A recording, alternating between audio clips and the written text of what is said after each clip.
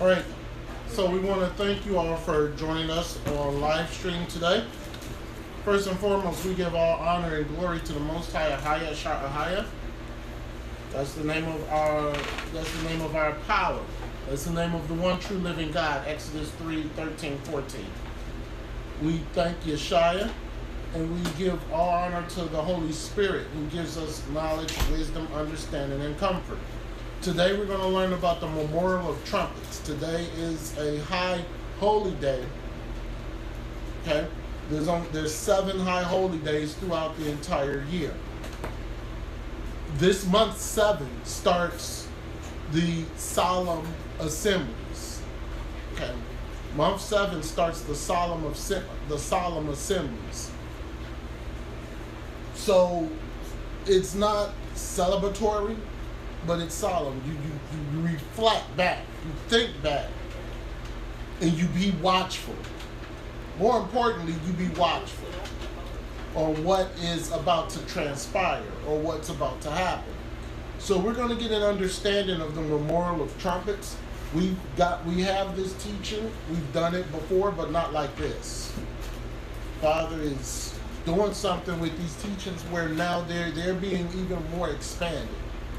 Okay, so we're going to get a much clearer understanding on the Memorial on Trumpets and why the Memorial of Trumpets is very important. Because if you miss on the Memorial of Trumpets, guess what you're going to miss on next? Atonement. Because 10 days after Trumpets, you have atonement. And atonement, I don't like to put holy days in rank, but I totally believe atonement is the one. It's the one. The Most High gave specific orders for atonement. You are supposed to fast on that day. That's the only day that's required that the Most High said that you're supposed to fast. Atonement, no work, period. Nothing. We're going to learn about atonement, and we're going to do a teaching on the Day of Atonement for atonement.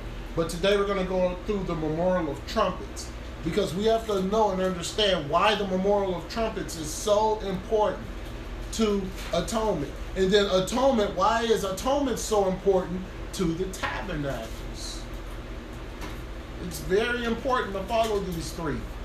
It's important to follow them all. Most High ordained 3 feasts: Passover, First Fruits, Tabernacles. Okay? Those are the 3 feasts that Father has ordained that they are feasts. We're going to find out about the Memorial of Trumpets. Okay? If you have questions, send email a new revelation 210@gmail. Our YouTube channel, all praise be to the Most High. We want to thank those who are joining us on live stream on the Most High's holy day. Our lessons on Friday night, they're going to start at 7, starting this Friday. And we have street preaching except on the holy days. We don't street preach on the holy days. Okay? And the holy days that we got coming up, September 20th is the Day of Atonement. And then September 23rd through the 30th is the Feast of Tabernacles. Okay, and we're going to get understanding on tabernacles. And a lot of our brothers and sisters, they built these booths and huts outside in the ground. That's fine. If you want to build a hut outside, that's totally fine. There's nothing wrong against that. At the same time, we're going to show you in the Bible on why you don't even have to do that. But to our brothers and sisters who want to build their, huts of the palm trees and everything, you're more than welcome to do so. Okay? As long as you keep the holy day according to the holy day. All right, so let's briefly talk about the fall holy day, Jubilee 6. Let's briefly talk about the fall holy day, because this day also is the fall holy day. And there's 4 holy days for each season: fall, winter, spring, summer. All right, and let's see what the book of Jubilees says. Go ahead. The ancient book of Jubilees, chapter 6, verse 20. And do thou command the children of Israel to observe this festival in all their generations, for a commandment unto them. For a commandment unto them. You have to do this. Read. One day in the year of this month, they shall celebrate the festival. Go ahead. For it is the feast of weeks and the feast of first fruits.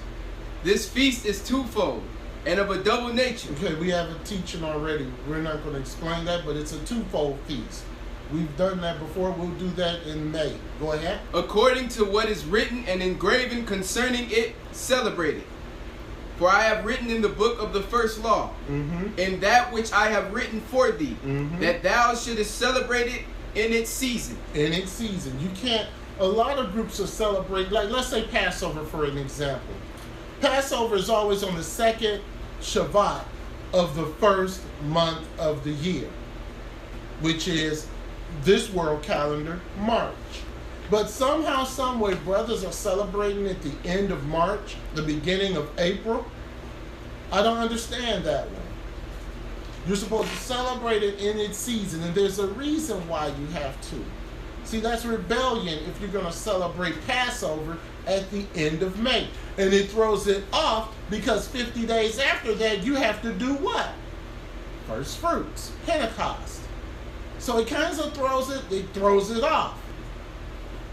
Okay, go ahead. One day in the year, and I explained to thee its sacrifices that the children of Israel should remember and should celebrate it throughout their generations in this month, one day in every year. Okay. If you have questions on the chat, I did not say this earlier, please, you put your questions on the chat and we will answer. 23. And on the new moon of the first month, and on the new moon of the fourth month, and on the new moon of the seventh month, and on the new moon of the 10th month. Those are the seasonal holy days. The new moon on the first month, spring. The new moon on the fourth month, summer. The new moon on the seventh month, fall. The new moon on the 10th month, winter. Read. The new moon on the 10th month are the days of remembrance, and the days of the seasons in the 4 divisions of this year. The 4 divisions of the year. Go ahead. These are written and ordained as a testimony forever. Now, we can only do it till Christ comes. Forever. We only do it because Christ died on a cross, so we don't have to do it. Forever. Forever is a pretty long time.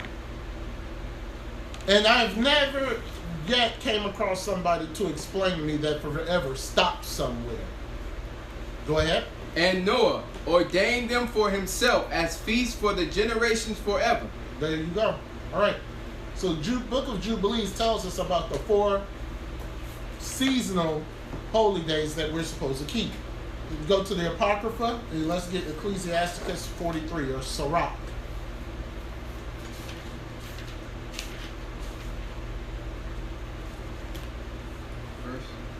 Start at 5 through 8.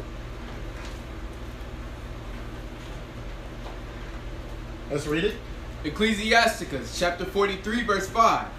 Great is the Lord that made it, and at his commandment it runneth hastily. Ecclesiasticus chapter 43. Right? Yeah, verse 5. That's 40. 43. From the moon is the sign of feast, a light that decrease in her perfection. He made the moon also to serve her in a season for declaration of times, and a sign of the world. From the moon is a sign of feast, a light that decreases in her perfection. The month is called after her name, increasing wonderfully in her changing, being an instrument of the armies above, shining in the firmaments of heaven. So maybe I mistyped that. Verse 7 is verse 5.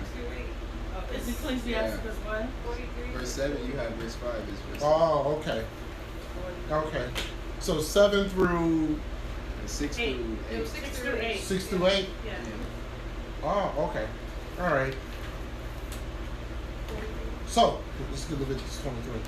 The Most High gave us these special days to observe from generation to generation, forever. And he always says forever. With his name, he said forever. With his holy days, he says forever. With the Sabbath, he says forever. Okay.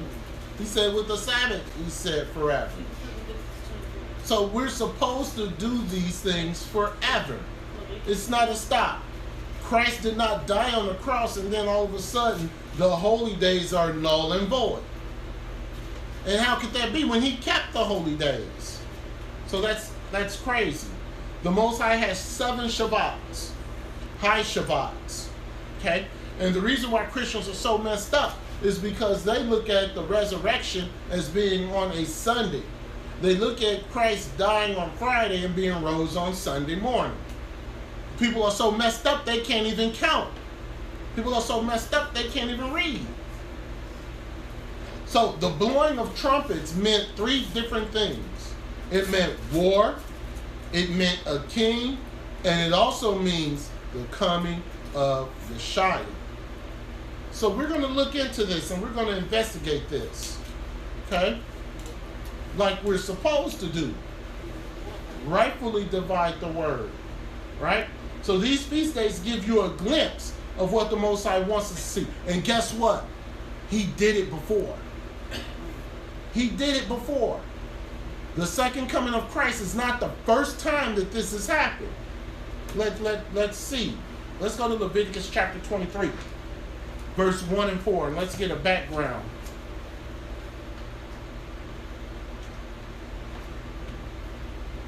Everything that Father does, guarantee you, he did it before. The second coming of Christ has been done. And we're going to show you. Let's get Leviticus chapter 23. Let's start with verse 1 through 4. Go ahead. Leviticus chapter 23, verse 1. And the Lord spake unto Moses, saying, Speak unto the children of Israel, and say unto them, concerning the feast of the Lord. Concerning the feast of who? Of the Lord. They're not the feast of men. Men do not make up feast. Well, let me take that back. Men do not make up feasts when they come from the Most High. Christmas is a man-made feast. Thanksgiving is a man-made feast. And that's why we don't honor and serve those feasts. Because there's a satanic agenda behind those feasts. Go ahead. Which ye shall proclaim to be a holy convocation. A holy convocation is a gathering and a teaching. You can't have 2 people and have a holy convocation. Especially if they're married. That can't be. Go ahead. Even these are my feasts. 6 days shall work be done. 6 days you got to do all that you can do. Read. But the 7th day is the Sabbath of rest. Come on. And holy convocation. Go ahead. Ye shall do no work therein. You shall do no work therein. Go ahead. It is the Sabbath of the Lord in all your dwellings. All your dwellings. Go ahead. These are the feasts of the Lord. Even holy convocations, which ye shall proclaim in their season. You have to proclaim them in their seasons. You can't sit up there and have the memorial of trumpets in October. It goes against the Bible. You can't have tabernacles in the end of October. You can't do that. October is the 8th month. That's according to our calendar, not the Julian calendar. Who cares about that calendar? According to the Hebrew calendar, according to our calendar, you're supposed to do these in the 7th month, which is what we're in right now. Okay? So we don't need to guess what he's doing. You don't have to guess, how is Yeshua going to come back? How are we supposed to operate when he comes? You don't have to do that because he's already told us. You just got to read. A lot of camps overlook this. You just have to read. Okay? Passover. Now there's camps that are starting to do Passover twice a year. There's a specific one. They're starting to do Passover twice a year. Passover 1, Passover 2. And I'm like, wait a minute. Something's wrong. You only do Passover once a year. I haven't heard or anything came through that you're supposed to do it twice a year. Okay, let's get Leviticus. Let's continue in 23. Let's go down to verse 23. Leviticus chapter 23, verse 23. You should have your Bibles open. You should be going to these scriptures. Go ahead. And the Lord spake unto Moses, saying, Speak unto the children of Israel, saying, in the 7th month, in the 1st day of the month. Wait a minute. No, I think he meant the 8th month. In the 7th month. No, maybe the 6th month. 7th month. The 7th month. Go ahead. In the 1st day of the month. Come on. Shall ye have a Sabbath, a memorial of blowing of trumpets, and holy convocation. Doesn't say feast, does it? No. It's not a feast.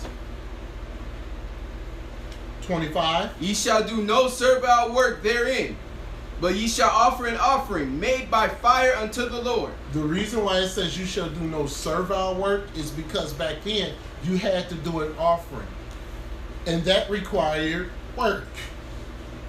You had to make an offering burned by fire. We don't have to do the offering burned by fire anymore. But the no servile work, that means you don't get paid.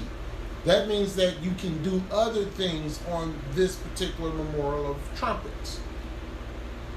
Just like with tabernacles, just like with Passover, just like with first fruits weeks, Pentecost. For people who celebrated dedication, which is in December, we're going to celebrate it. Because dedication, that was the freeing of the temple. Okay? All right. So since Yeshua died, no animal sacrifices, but this day is very important. So let's see how the Most High is going to deal with Israel. Okay? Let's go to Exodus 19.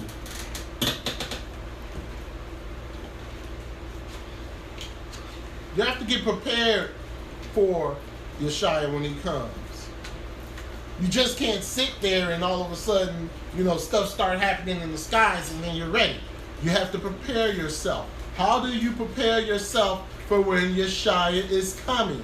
It was shown to us already. It was shown how to prepare for when Yeshua is coming. So you don't have to sit there and wonder, well, what am I supposed to do? You don't have to do that. Let's go to Exodus 19. Start at verse 10. Exodus chapter 19, verse 10. Go ahead. And the Lord said unto Moses, Go unto the people, and sanctify them today. You have to be sanctified. Living right. Go ahead. And tomorrow. And let them wash their clothes. Wash their clothes. You have to prepare yourself. Okay. Read. And be ready against the 3rd day. Come on. For the 3rd day the Lord will come down in the sight of all the people upon Mount Sinai. He's going to rapture them up. Now, it says he's going to come down. He's going to come down.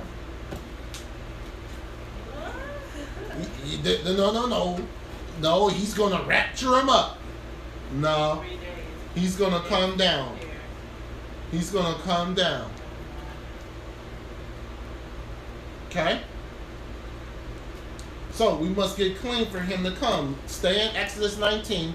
Go to verse 14 and continue to 20. Exodus chapter 19, verse 14. And Moses went down from the mount unto the people, and sanctified the people. Well, how did he sanctify the people?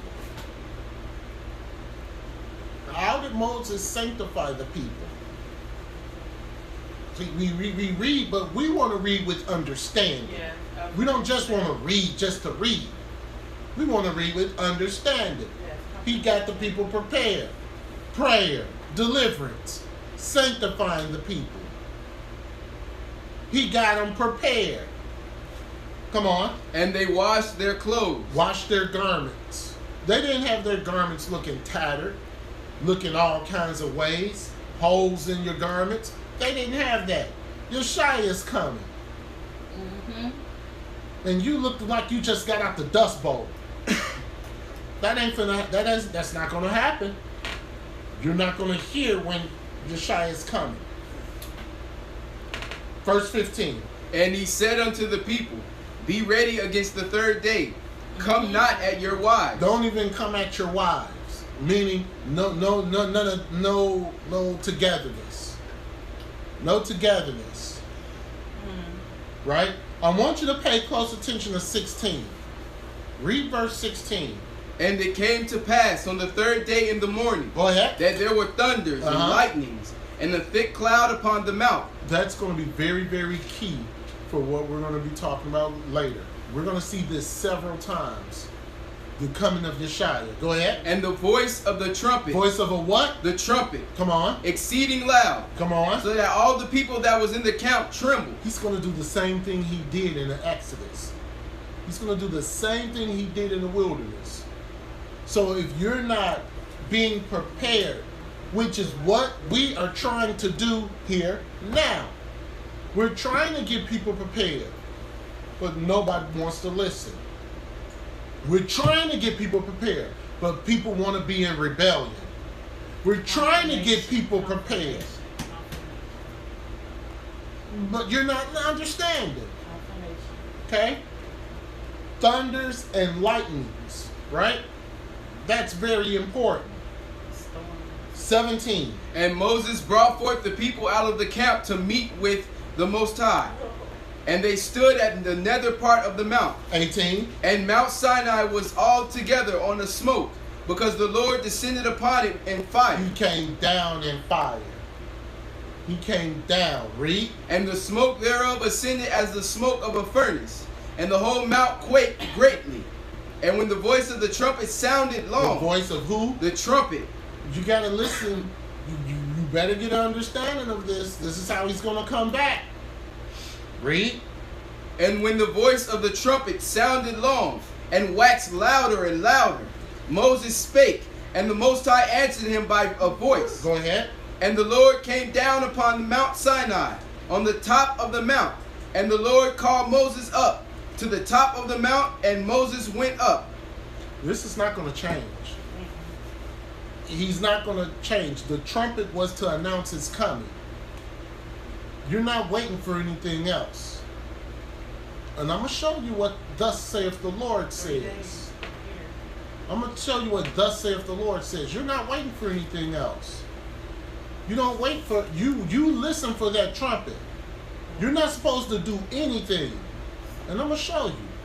Right? So the same thing he did in Exodus, he's going to do the same thing again. Let's get Exodus 20.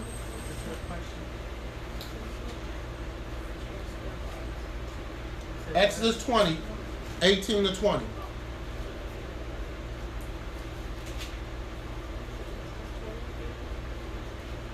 Let's read. Exodus chapter 20, verse 18. And all the people saw the thunderings, and the lightnings, and the noise of the trumpet. And the noise of the trumpet, go ahead. And the mountain smoking. And when the people saw it, they removed and stood afar off. That's why I don't get so caught up in worldly stuff. I don't get caught up in what this world is doing.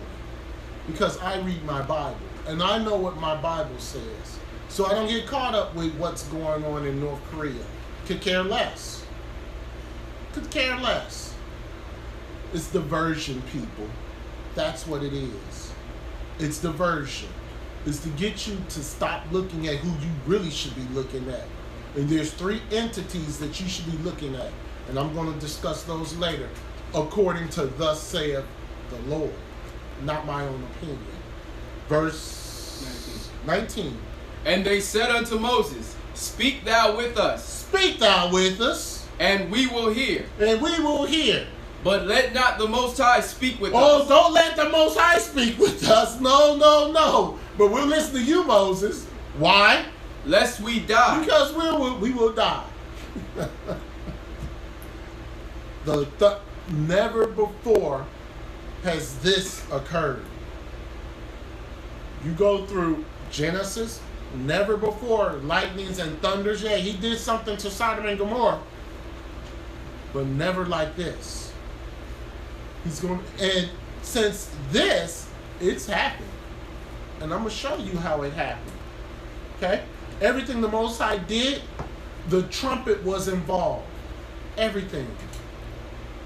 If you look throughout your Bible and throughout your Bible, we just read in Zephaniah 1. Everything that Father does, he leads with a trumpet. Everything that he does. So if you're operating and you're saying, oh, wait, I got a sign from the Most High, I got to go to Israel. Where's the trumpet? He doesn't do things out of order. He stays in order. Where's the trumpet? See, this is what people don't pay attention to. Father does not start anything off without a trumpet. Numbers 31.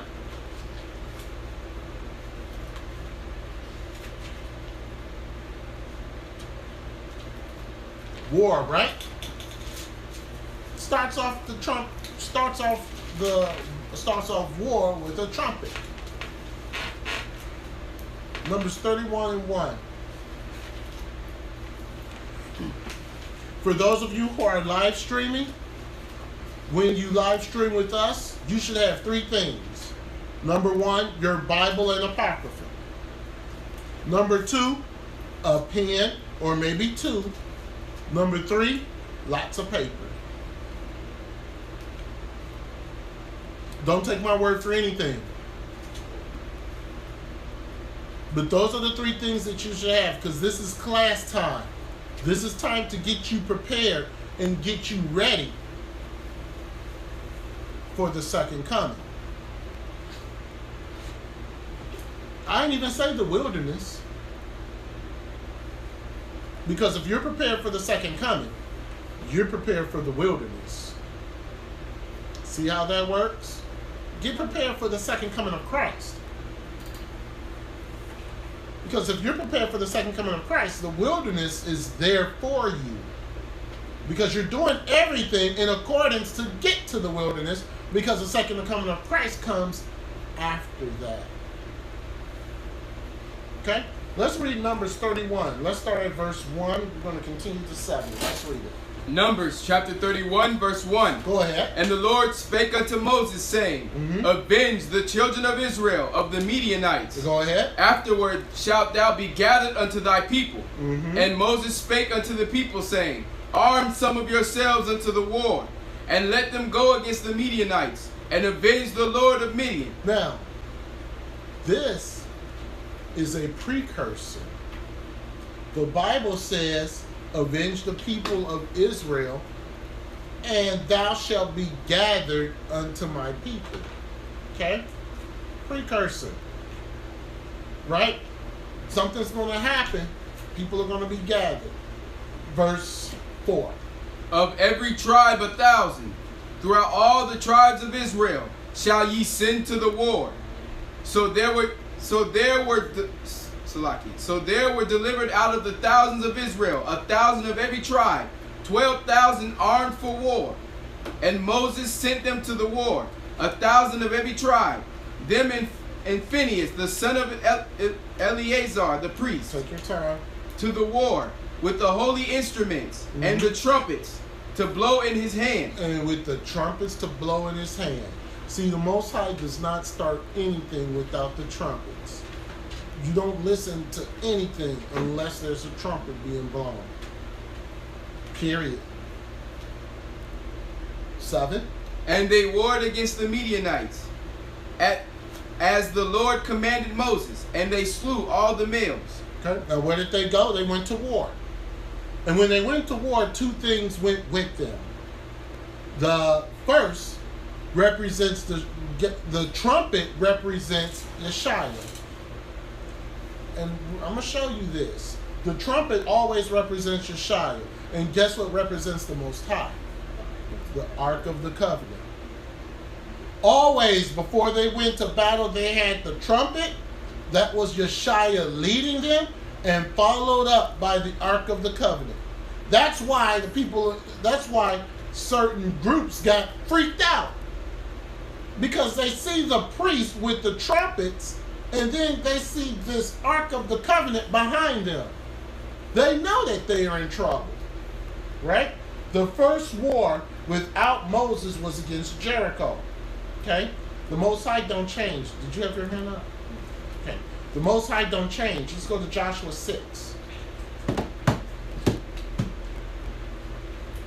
He doesn't change. He will not change.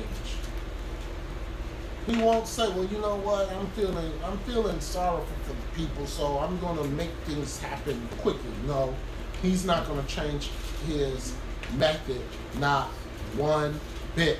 But he gives us his method. He gives us what we're to be looking for. Let's go to Joshua chapter 6. We're going to be reading verses 1 through 9. Joshua 6:1. All right, let's read. Joshua chapter 6 verse 1. Now Jericho was straitly shut up because of the children of Israel. None went out and none came in. And the Lord said unto Joshua, See, I have given into thine hand Jericho, and the king thereof, and the mighty men of valor. Go ahead. And ye shall compass the city, all ye men of war, and go round about the city once. Thus shalt thou do 6 days. Now listen to verse 4, because that's key. Go ahead. And 7 priests shall bear before the ark 7 trumpets of ram's horn. 7 priests bearing 7 arks. 7 priests before the ark, bearing 7 ram's trumpet horns. So you had the 7 priests. You had the 7. I'm getting happy. You had the 7 priests, and then you had the ark. That's not a battle formation. Let's finish that verse, and I think we have a question. Go ahead. And the 7th day ye shall compass the city 7 times. 7, 7, 7, 7. It's going to be key when we get to Revelation. Read. And the priest shall blow with the trumpets. And the priest shall blow with the trumpets. Hold on, verse 4. Do we have a question? Yes. Go ahead. Someone says, are you able to have the feast alone if there are no other believers to have it with? Yes, you can have the feast of alone if there's no other believer to have it with. But you should have let me say this. You should have a holy convocation. Okay? A holy convocation is a gathering. If there's nobody to gather with, then you do the best that you can. If it's just you yourself, it's just you yourself. But you should try and attempt to get with someone of like mind for a holy gathering, because that's what thus saith the Lord says. Okay? Read verse 4, right? Let's read verse 4 again. Let's start verse 4 from the top. Joshua chapter 6 verse 4. Go ahead. And 7 priests shall bear before the ark 7 trumpets. So the 7 priests are walking before the ark. Christ, 7 priests, the trumpets, Ahiah, the ark of the covenant. Read. 7 trumpets of ram's horns. And the 7th day ye shall compass the city 7 times. And the priest shall blow with the trumpets. Verse 5. And it shall come to pass that when they make a long blast with the ram's horn, and when ye hear the sound of the trumpet, all the people shall shout with a great shout. All the people shall shout with a great shout. Are we going to see this again? Are we going to do this again? Read. And the wall of the city shall fall down flat. The wall of the city means something. It's more than just a wall. Go ahead. And the people shall ascend up every man straight before him. Go ahead. And Joshua the son of Nun called the priests and said unto them, Take up the ark of the covenant. Take up the ark of the covenant, the Most High. Go ahead. And let 7 priests bear 7 trumpets of ram's horns. That's Yeshaya. Go ahead. Before the ark of the Lord. Verse 7. And he said unto the people, Go ahead. Pass on. Come on. And compass the city. Yes. And let him that is armed pass on before the ark of the Lord. Let him that is armed pass before the Most High. I'm sorry. Let him that is armed pass before the ark. So these men that are armed, they're running and they're giving honor to the ark as they go into Jericho. Verse 8. And it came to pass, come on, when Joshua had spoken unto the people, yes, that the 7 priests bearing the 7 trumpets of ram's horn passed on before the Lord and blew with the trumpets, and the ark of the covenant of the Lord followed them. You had Yeshaya first, and then you had Ahiah come right after it. The same thing is going to happen with the second coming. And we're going to show you with the trumpets in Revelation. Go ahead. And the armed men went before the priests that blew with the trumpets. Come on. And the rearward came after the ark, the priests going on and blowing with the trumpets. That's verse 9. God. I want to go see. Did we miss something? We're gonna keep going. Yeah, keep going. Verse 10.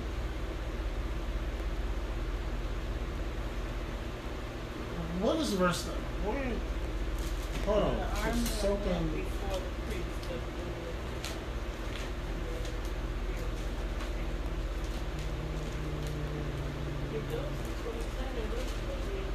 No, we're not going to 27.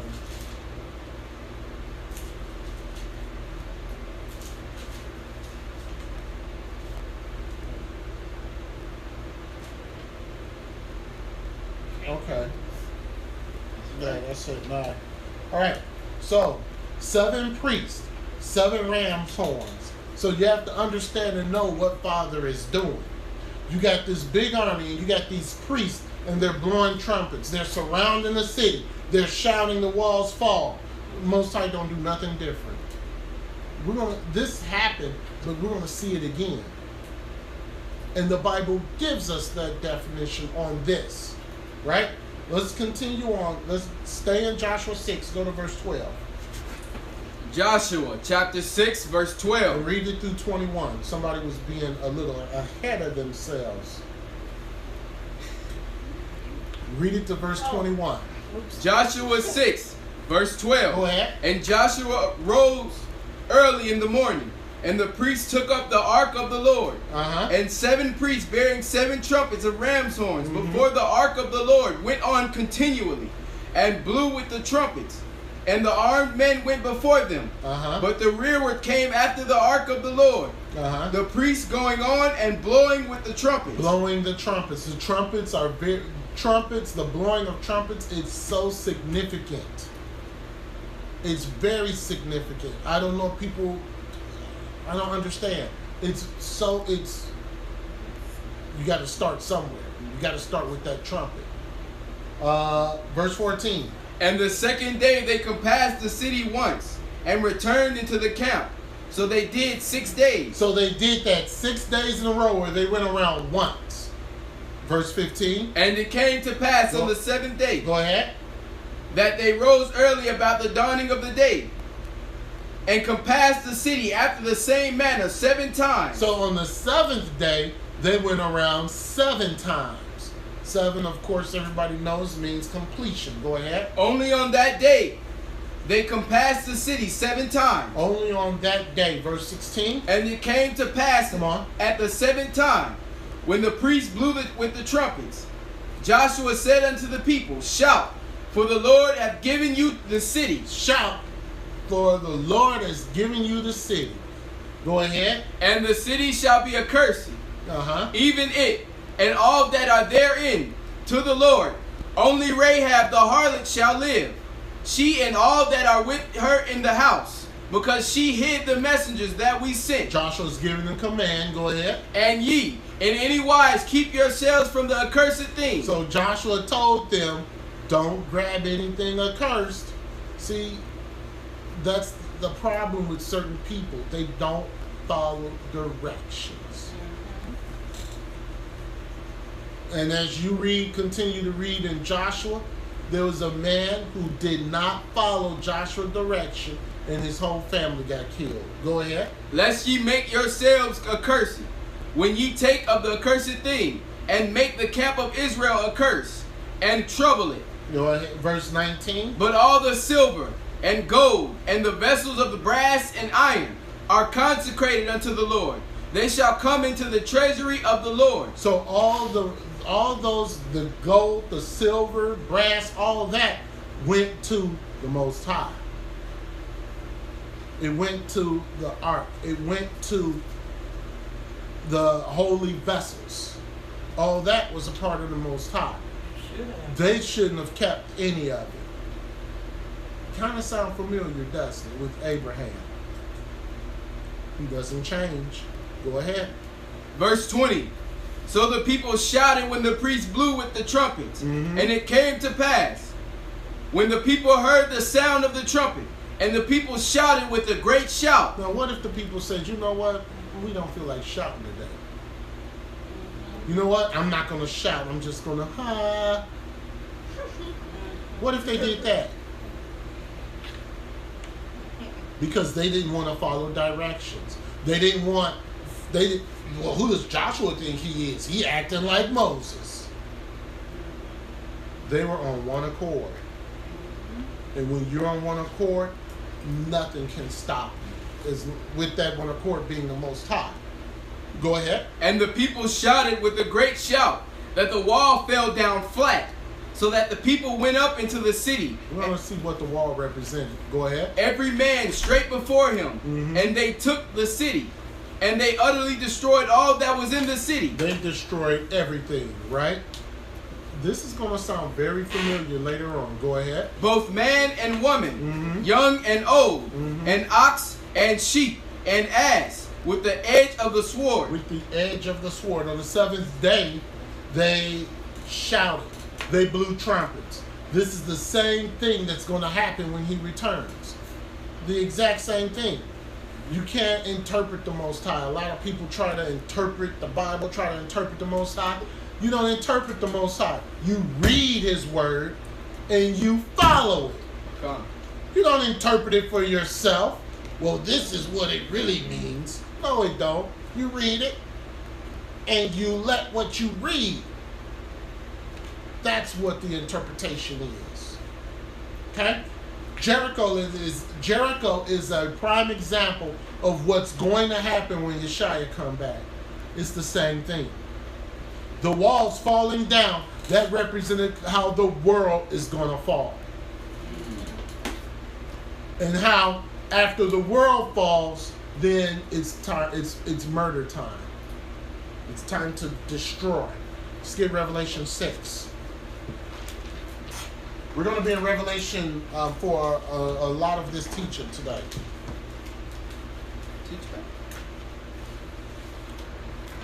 We're going to be in Revelation 6 a lot. And we're going to be jumping from 8 to 16 to 15. 8, 16, 15. Because I want to show you a pattern that the Most High has provided for us. Just like Jericho, but 50 times as worse. Revelation chapter 6, we're going to start at verse 12. Revelation 6 and 12.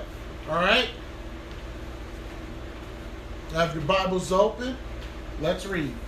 Revelation chapter 6, verse 12.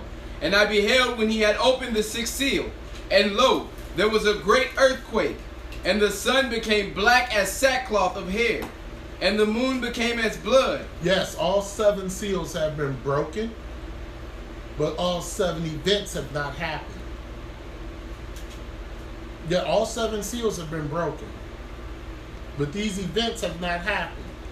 Let's read. And the stars of heaven fell unto the earth, even as a fig tree casteth her untimely figs, when she is shaken of a mighty wind. 14. And the heaven departed as a scroll. Has that happened yet? No. No, it has not. So that's how it leads me to believe that, yes, all 7 seals have been broken, but there's certain things that have not happened yet. But it's going to happen very soon. Read. And the heaven departed as a scroll when it is rolled together, and every mountain and island were moved out of their places, and the kings of the earth, and the great men, and the rich men, and the chief captains, and the mighty men, and every bondman, and every free man, hid themselves in the dens in the rocks of the mountains. Hid themselves. You know what they're doing now? They're creating underground cities. That's them hiding themselves. Underground cities and mountains and all this. That's what this is talking about. And who's doing it? The people who have the money. I just said that Bill Gates just built one.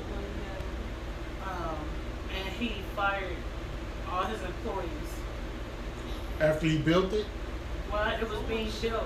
Oh. And one of his employees spoke out and said that he told all of them to get out of the United States. Well, let's read. And said to the mountains and rocks, fall on us and hide us from the face of him. And hide on us. That's not saying the rocks, they're not saying rocks fall on us. They're saying hide us and protect us. Because, read. Hide us from the face of him that sitteth on the throne. Go ahead. And from the wrath of the Lamb. No, the Lamb has wrath. The Lamb has wrath. That doesn't make sense. Christianity tells me that he's a loving, kind lamb. Wouldn't hurt a fly. Jesus loves me. This I know. Everybody start, even the gay and lesbian at the gay and lesbian pride parade, they start singing that. Of course he does. 17. For the great day of his wrath is come, and who shall be able to stand? Who shall be able to stand? Heaven rolled back like a scroll. Everybody's going to see it. It's not going to be any, wait a minute. And then when that happens, 3.5 years of things that this world has never, ever seen. And I'm going to show you. At this time, the beast and the false prophet are going to win against everybody who doesn't get to the wilderness. It's Bible prophecy. That's why getting yourself prepared for the second coming of Christ. If you're getting yourself prepared for the second coming, then you're going to make it to the wilderness. If you're not getting yourself prepared for the second coming, you are going to fall to the beast and the false prophet. Okay? Okay? Yeshua's wrath is Armageddon. That's his wrath. But let's continue to look at this a little further. Let's go to Revelation 7, verse 1. Revelation 7 and 1. We're going to read through 4. Revelation 7 and 1. Let's read it. Revelation chapter 7, verse 1. And after these things I saw 4 angels standing on the 4 corners of the earth. Oh, these 4 angels are very, very key. Like I said earlier with the thunders and the lightnings, to hold that thought, these 4 angels are going to be very key. Because what these 4 angels are going to do, they're going to annihilate things. All right? Go ahead. Holding the 4 winds of the earth. Come on. That the wind should not blow on the earth, nor on the sea, nor on any tree.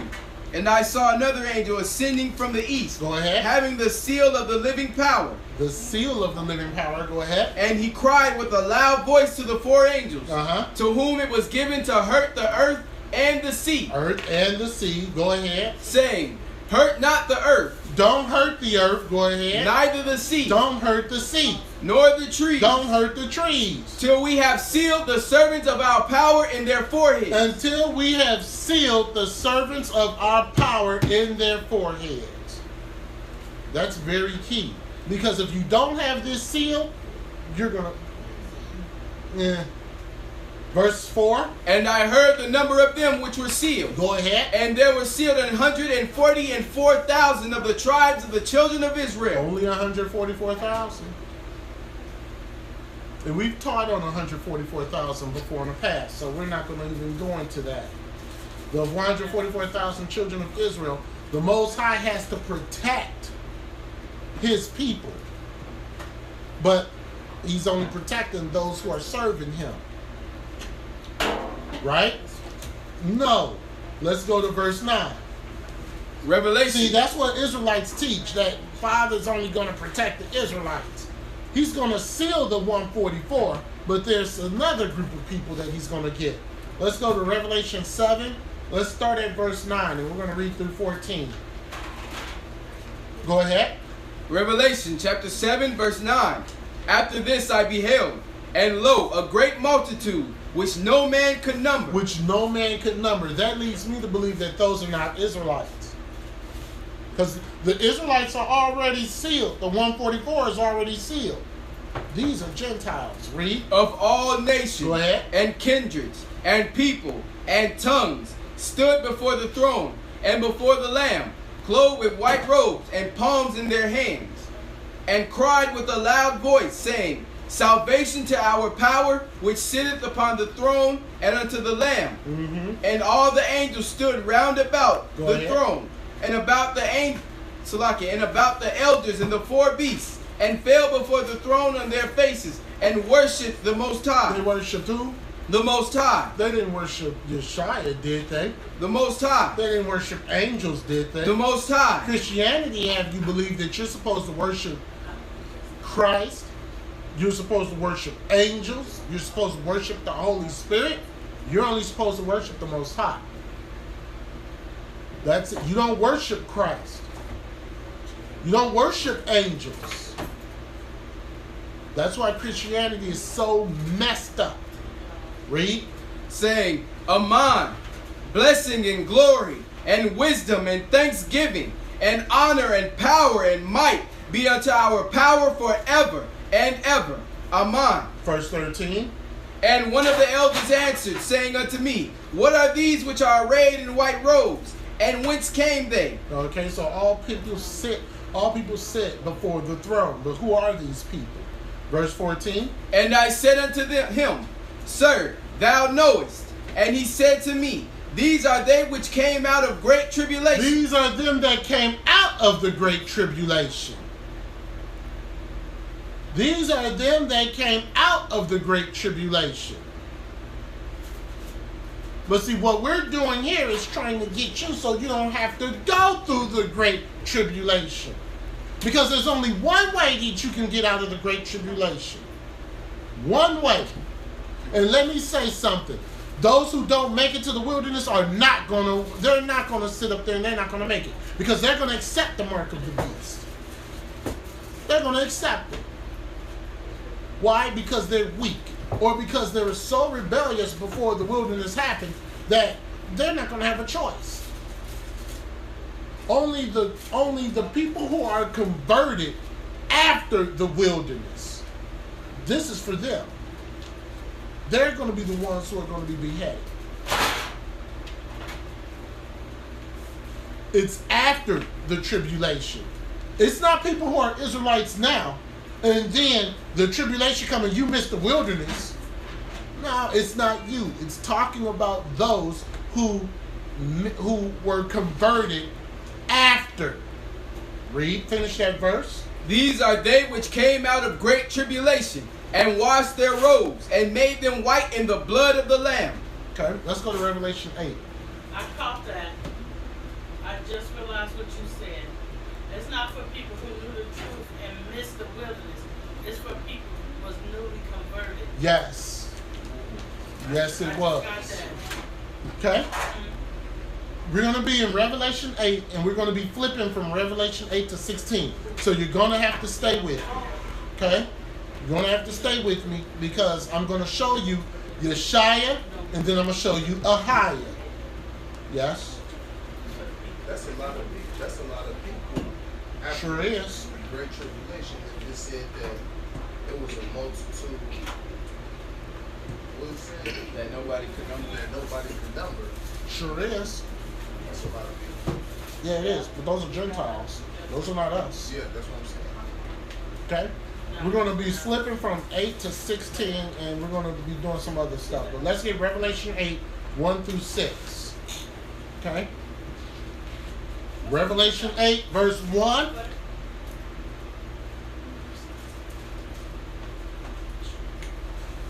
Everybody make sure to take notes for the young ladies, because they need this. Revelation 8 and 1, read. Revelation chapter 8, verse 1. And when he had opened the seventh seal, there was silence in heaven about the space of half an hour. Okay, so these are the seals that were broken, right? Verse 2. And I saw the seven angels which stood before the Most High, and to them were given 7 trumpets. The trumpets represent Christ. Read. And another angel came and stood at the altar, having a golden censer, and there was given unto him much incense. Censer and incense. Wasn't that in the tabernacle? That was in the earthly tabernacle. See, this is what I keep saying. Everything that is done in the heavens are done here on earth as well. So the memorial of trumpets is being done in the heavens also on this day. Read. Given unto him much incense, that he should offer it with the prayers of all saints upon the golden altar, which was before the throne. Which was before the throne, verse 4. And the smoke of the incense, which came with the prayers of the saints, ascended up before the Most High out of the angel's hand. Go ahead. And the angel took the censer, and filled it with fire of the altar, and cast it unto the earth. And there were voices, and thunderings, and lightnings. There were who? Thunderings and who? Lightnings. Remember in Exodus what came after the thunders and the lightnings? Yeshua. It's the same thing. So this angel has the censer, and there's thunders and lightnings. Read. And an earthquake. Go ahead. And the 7 angels which had the 7 trumpets prepared themselves to sound. The preparation of Yeshua. Okay? So these 7 angels, now they're holding the 7 trumpets. They haven't started to blow them yet. But when they do, you're going to want to be in the eye of Irma. Yeah. You're going to want to be in the eye of Irma. In the last days, there'll be 7 angels. Now notice, in Joshua, how many priests were there? 7. 7 priests. Right? And the trumpets will sound the alarm. But the drama doesn't happen then. The drama happens with the wrath of the Most High. See, when the priest sounded the horns, there was no drama. It wasn't until the mighty man came forth past the Ark of the Covenant where the drama started to happen. The trumpets were to announce what is going to happen. The trumpets is not what's happening. The trumpets is to announce what is going to happen. So if you don't hear the trumpets, you're not going to know what's going to happen. Right? So we were in Revelation 8. Let's go to Revelation 15 and 1.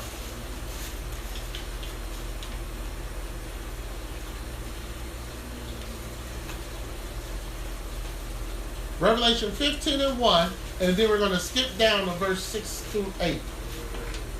Revelation 15 and 1. Let's read it. Revelation chapter 15, verse 1. Go ahead. And I saw another sign in heaven, great and marvelous, 7 angels having the 7 last plagues, for in them is filled up the wrath of the Most High. See that? You have the 7 trumpets, then you have 7 plagues. The trumpets is to announce the wrath of the Most High from the plagues. It's to announce it. You gotta be vigilant. Who cares about North Korea? Right. North Korea is nothing compared to what this is. But like I said earlier, there are 3 things that you have to look out for. There's 3 things, 3 entities that you better pay notice to. And I'm going to tell you those in a little bit. Verse 6. And the 7 angels came out of the temple, having the 7 plagues, clothed in pure and white linen, and having their breasts girded with golden girdles. And one of the 4 beasts gave unto the 7 angels 7 golden vials full of wrath of the Most High. Full of wrath of the Most High. Go ahead. Who liveth forever and ever. Verse 8. And the temple was filled with smoke from the glory of the Most High, and from his power. When did that happen? Didn't that happen in the Exodus? The temple was filled with smoke, or the mountain was filled with smoke. See, Father does not change. Everything that has been done beforehand, he's going to do it again. You don't have to wonder what is going to happen next. You don't have to wonder what's the first thing that's going to happen, because he tells you. North Korea shooting off missiles. It has nothing to do with us. But like I said, there's 3 things you better be on the lookout for. Read. And from his power, and no man was able to enter into the temple till the 7 plagues of the 7 angels were fulfilled. 7 angels, 7 plagues. The 7 plagues have to be fulfilled. Yes. He just said something. What? no man was able to enter the temple No man was able to enter into the temple, right? until the 7 plagues was what? Fulfilled. So that's the reason why the people of the Most High have to have that seal on them, so the plagues won't hurt us. Yes, most because definitely. we won't be able to enter the temple until then either. Correct. You have to be sealed. That's why I said Wow. it's more important to get ready for the second coming of Christ. Because if you're ready for the second coming of Christ, you will make it to the wilderness. No, It's just not that us. easy. No, man. Right? It's just that easy. Let's go to Revelation. Let's go back to Revelation 8. And like I said, we're going to be flip-flopping from Revelation 8 to 15, 16. So Okay, that Revelation 8 and 7. So that's why before the angels let go of the 4 corners of the earth, it says to make sure the seal is upon. They have to be sealed. So we would have to be sealed because Yes. now when they let that go. Oh, we're going to see what happens when they let it go. You have to be sealed before then, though. Mm-hmm. I pray on You have to be sealed beforehand. Yes, ma'am? It's just kind of like in the days when they were in bondage in Egypt, like when they had the plagues and how they got some of the plagues, then after that they got sealed, so they didn't get the rest of the plagues. Correct. Okay. So Right. our people got the plagues. Remember Not the all of first them. few plagues? The first 3 plagues, yeah, that was everybody. But then the Most High put a covering because those plagues after that, the Most High, we were in Gershom. Remember? We were outside in Gershom. Mm-hmm. So when the plague of darkness came along, we were in light. Remember that? So the people, so some of our people, the Israelites, We're who- sealed. the ones with the first part received some of the plagues because those wasn't the ones who was really maybe serving him or something. Mhm. Everybody. Everybody. We're not going to be exempt. There's things that are going to happen prior. Okay? Yeah. Things that are going to happen prior. We're living in the tribulation now, Yeah. but the great tribulation has not started yet. That's what we're trying to avoid. Yes. And once again, I said trying. Back in rapture. All right, let's get Revelation 8 and 7. Like I said, we're going to be between Revelation 8, Revelation 15, 16, so we can get an understanding. 8 and 7, read. Revelation chapter 8, verse 7. Go ahead. The first angel sounded, There's the trumpet. Go ahead. and there followed hail and fire mingled with blood, and they were cast upon the earth. And the third part of the trees was burnt up. Go ahead. And all green grass was burnt up. All green grass. A third part of the earth was burnt. The third part, Babylon. But let's see. That's not the trumpet, though. That's the announcing. Let's see Father's wrath. Okay? So now we see that the trumpet was blown, but what's the wrath? Go to Revelation 16, 1 and 2.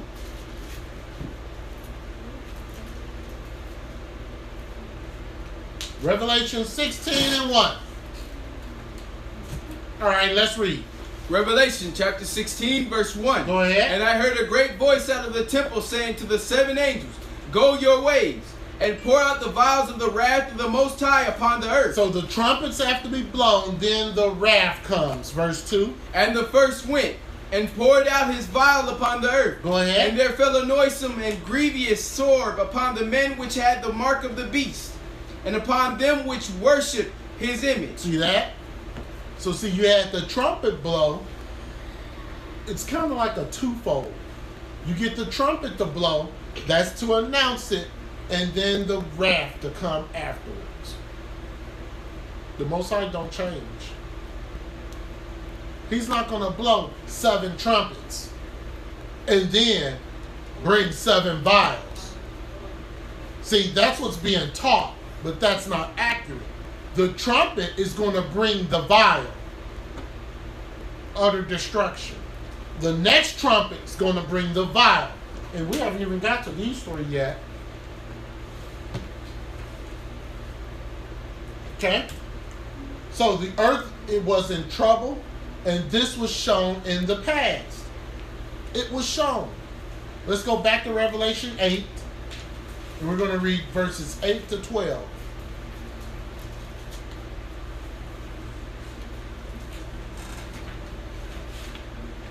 Revelation 8, 8 and 12, 8 to 12. All right? You got to stay with me. Got to keep up. Man.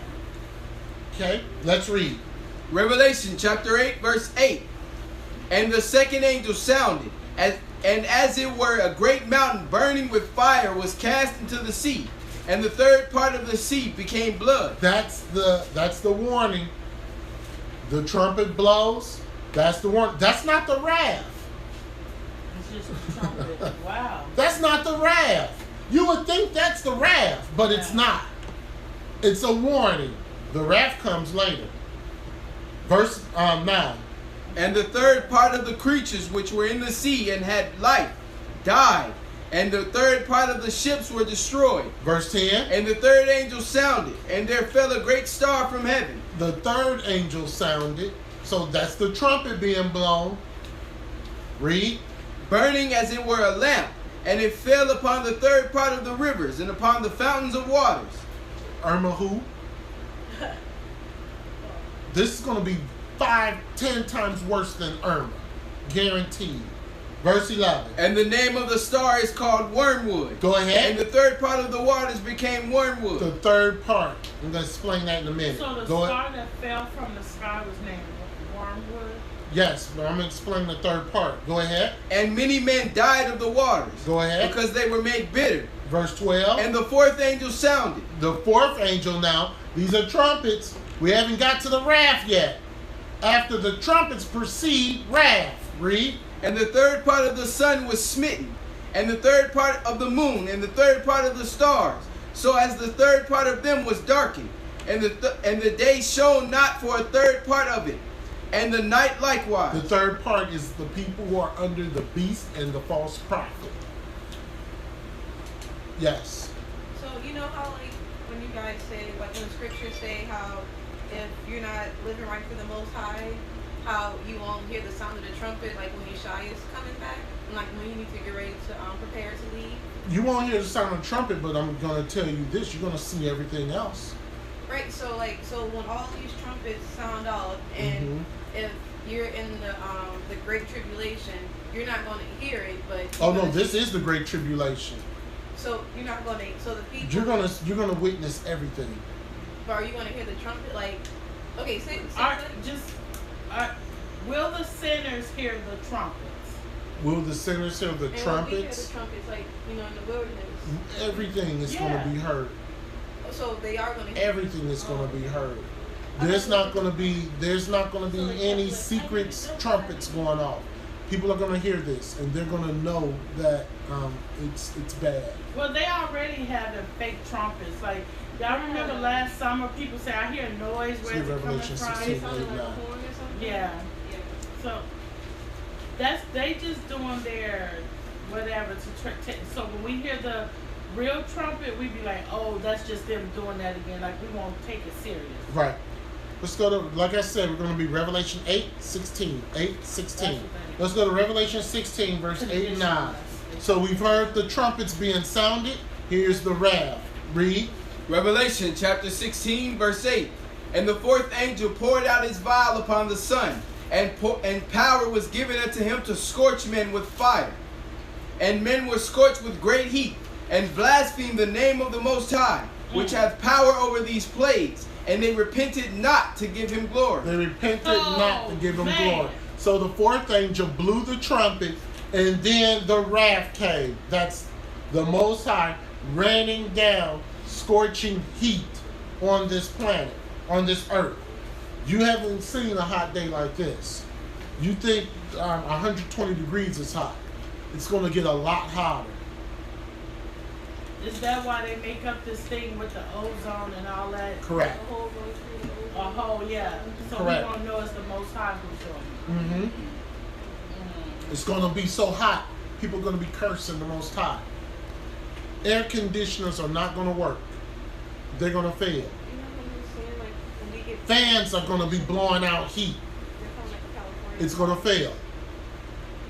But if you're following the Most High and you keeping the law, statutes, and the commandments, you are not going to be partaking in this. You're going to be sealed.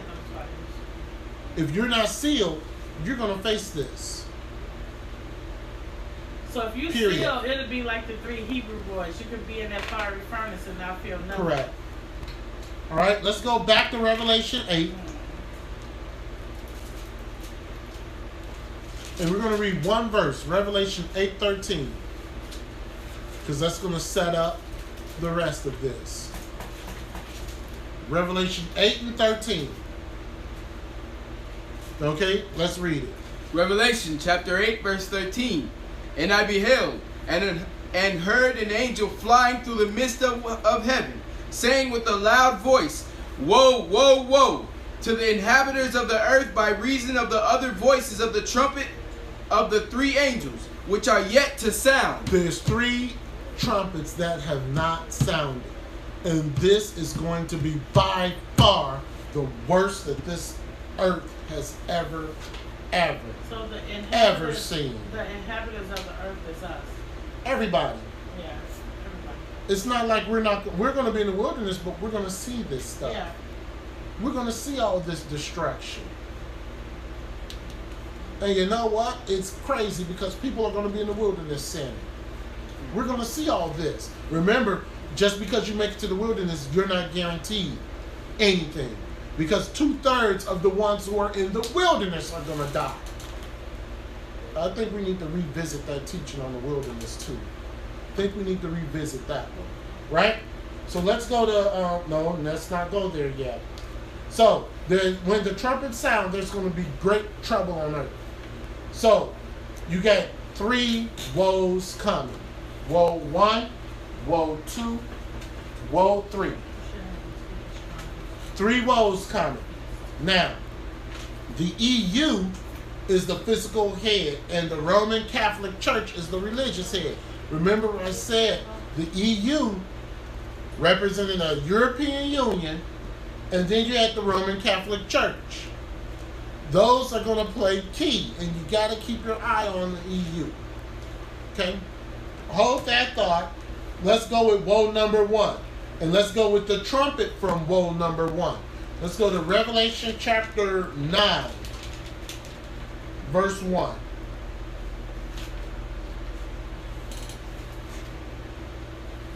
Let's go to Revelation chapter 9, verse 1. Okay, let's read. Revelation chapter 9, verse 1. Go ahead. And the 5th angel sounded, and I saw a star fall from heaven unto the earth, and to him was given the key of the bottomless pit. Go ahead. And he opened the bottomless pit, and there arose a smoke out of the pit, as the smoke of a great furnace. And the sun and the air were darkened by reason of the smoke of the pit. And there came out of the smoke locusts upon the earth, and unto them was given power as the scorpions of the earth have power. So, given scorpions that had power, right? Now let's think of something for a second. The biggest weapon in John's day at this time was a bow and arrow, or the crossbow. That was the biggest weapon. The catapult was not invented then. That was the biggest weapon. So when John is seeing this stuff, he's like, what is this? Okay? He's seeing war. He's seeing destruction. He's seeing chemical warfare, as we're going to read in verse 5. He's seeing all this stuff. Let's read. Continue. And it was commanded them that they should not hurt the grass of the earth, neither any green thing, neither any tree, but only those men which have not the seal of the Most High in their foreheads. They're not to hurt anything but those men that had not had the seal. Now, who are these men? Let's see.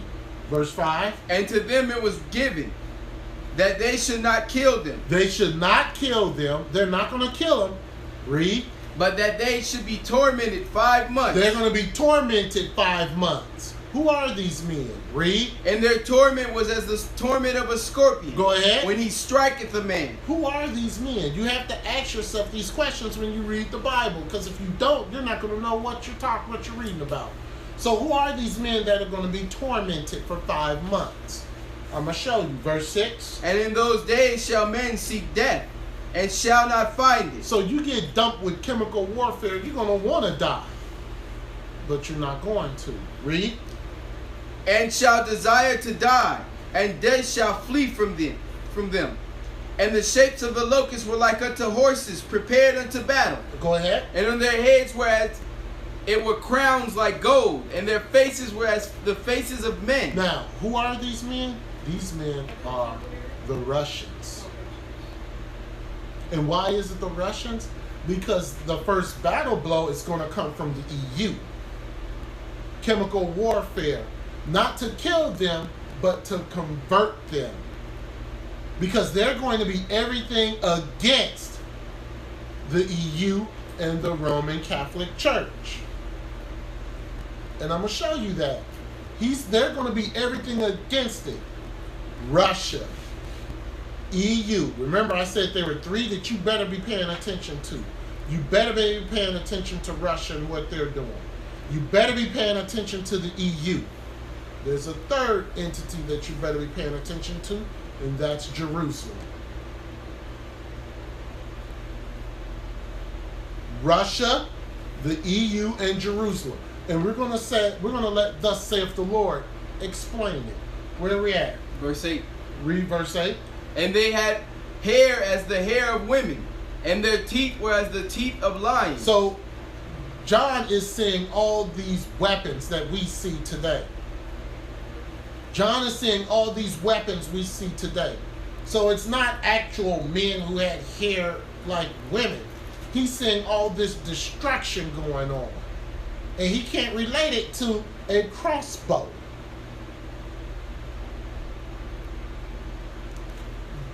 Verse 9. And they had breastplates, as if it were breastplates of iron. They didn't have breastplates of iron back then. They had the breastplates,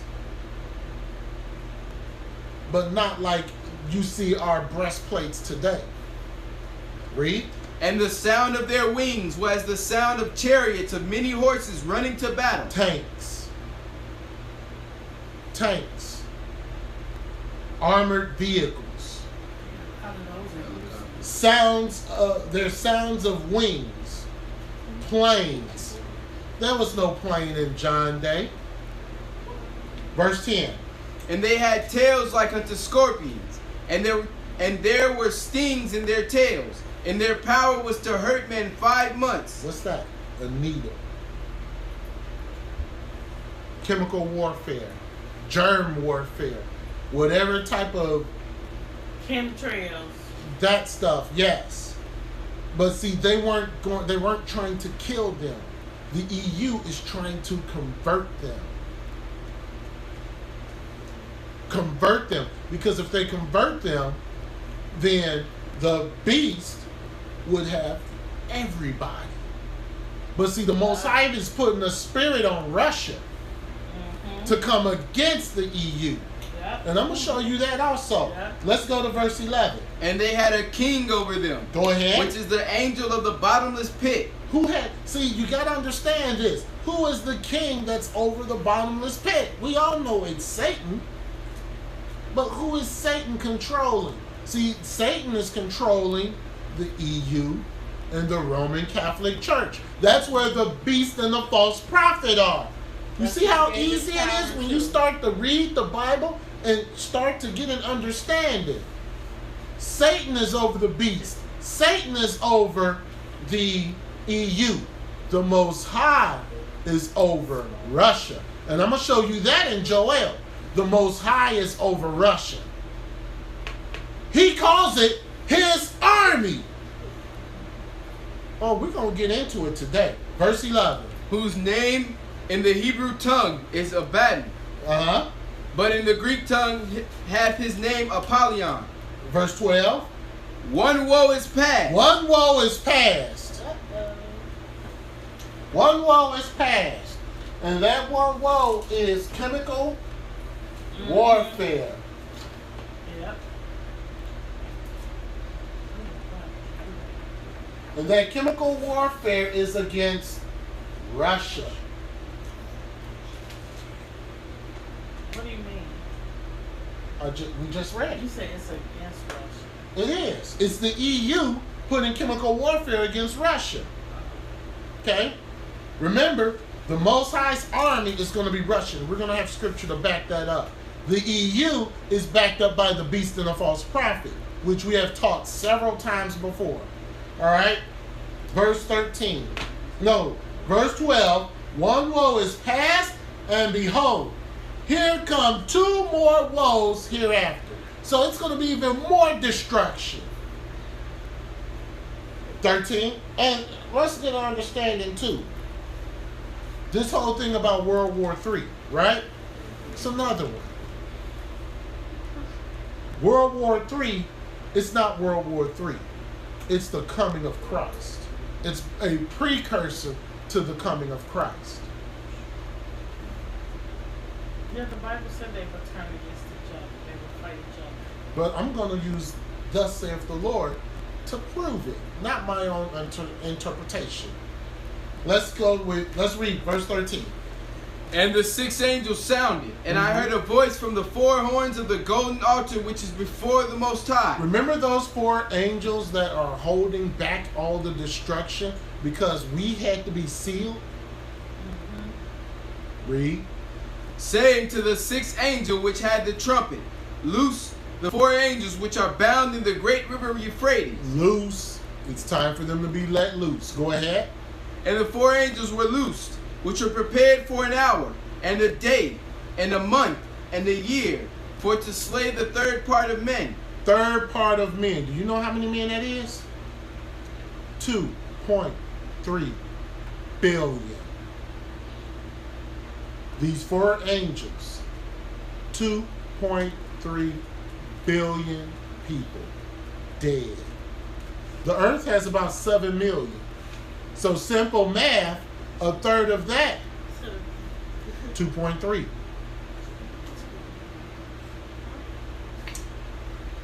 Sucks for some of us. Verse 15, read. And the four angels were loosed, which were prepared for an hour, and a day, and a month, and a year, for to slay the third part of men. We read that already. Oh, verse 16. And the number of the army of the horsemen were 200,000. How much is 200,000? We've had this before. 200 million soldiers. Now, finish that verse. And I heard the number of them. Now, Russia can't get that by themselves. Who else? China. But who else? Because China and Russia can't do it all by themselves. The Bible tells us who. And we're going to have that a little later. Russia and China has already made a military coalition. See, if you're not watching the news and you're not watching what's happening with Russia, and you're so caught up in Irma, or you so caught up with all this other stuff that's going, you're so caught up in Donald Trump and his asinine comments that he makes, you're going to miss out because Putin is doing it. He knows it. He knows it's Bible prophecy. He knows it. He knows it. He knows it. Just like what's his name? Nebuchadnezzar. Yep, just like Nebuchadnezzar. It's the same thing. Yep. Yep. He knows. Getting a little excited. 200,000. That's 200 million soldiers. It can't come from just Russia and China, but the Bible tells us where the rest of them are going to come from. We're going to get that. Let's go. Verse 17. And thus I saw the horses in the vision, and them that sat on them, having breastplates of fire and of jacinth and brimstone. That's weapons. There was no weapon back then that can have breastplate, fire, and jacinth and brimstone. There was no weapon that can shoot that back then. But we got them now. Read.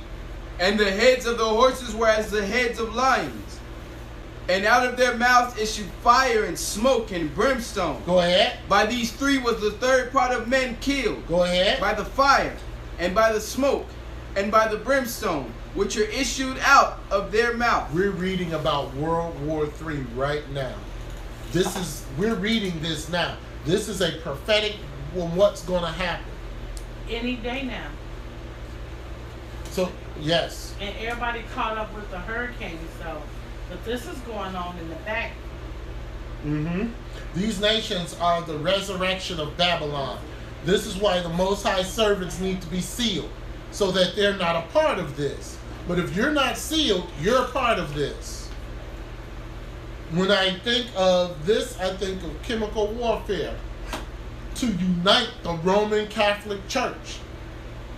They're using this is why the Roman Catholic Church is the richest institution on this earth. Yep. Period. They can if the Roman Catholic Church wanted to right now, they can buy everything in America and still have money left over. Well, China owns America, so. Right. So they don't want to kill the Russians. They wanted to convert them. So remember the Crusades? Yeah. That was about land and conversion. Yes. It's the same thing that's going to happen here. The EU, the Roman Catholic Church, are going to want to convert this massive army so they can have the whole earth to themselves. Right? The catechism, anybody heard of that, right? Yes. Okay. It's a form of instruction by means of questions and answers. They have a prayer in the catechism called Pray for Russia. It's in there. Why would they have that? Because they know Bible prophecy also, right? They don't want to destroy Russia because they want Russia to be part of their army. They want Russia to be part of their kingdom.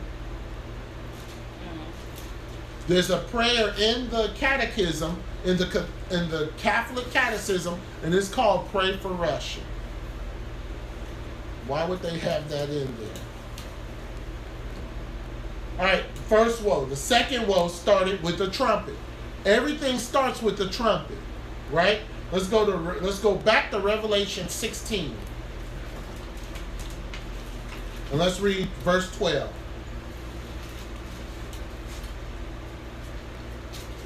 Revelation 16 and 12. We're going to go to 16.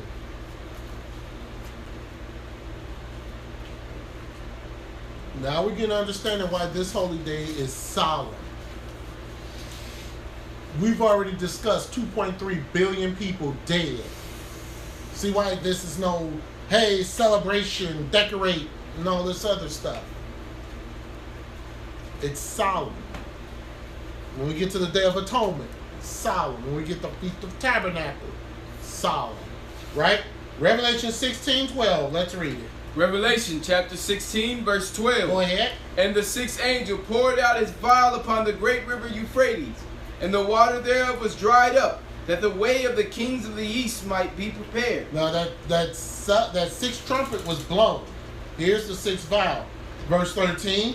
And I saw three unclean spirits like frogs come out of the mouth of the dragon. Go ahead. And out of the mouth of the beast, and out of the mouth of the false prophet. That's the Roman Catholic Church. So those three frogs represent the conversations about not having war. Because they don't want to have war with Russia. They want to convert them. Like they've been converting everybody else. The Roman Catholic Church? Yes, ma'am. That's the beast. That's the false prophet. The frogs are coming out of their mouth. Blasphemous conversation. Verse 14. For they are the spirit of devils, working miracles, which go forth unto the kings of the earth and of the whole world, to gather them to the battle of the great day of the Most High Almighty. Verse 15. Behold, I come as a thief. You know, it says, behold, I come as a thief. That means people are not reading their Bibles. People are not getting an understanding on what is going to happen. That's when he says, I come as a thief. Why? Let's finish reading. Blessed is he that watcheth, and keepeth his garments. Go ahead. Lest he walk naked, and they see his shame. You see that? So it's not like he's just going to sneak up on us. No. He's going to come as a thief because of the fact people are not reading their Bibles. People are not keeping the law, statutes, and commandments. Yeah, I was going to say people that. are not doing what they're supposed to do because it says, blessed is he that watcheth. Watcheth who? Russia, the EU, and we haven't even got to Jerusalem yet. That's who you're supposed to be keeping your eyes on. Also, by keeping your eyes on them, you're supposed to follow the law, statutes, and commandments, and you're supposed to wait for that trumpet.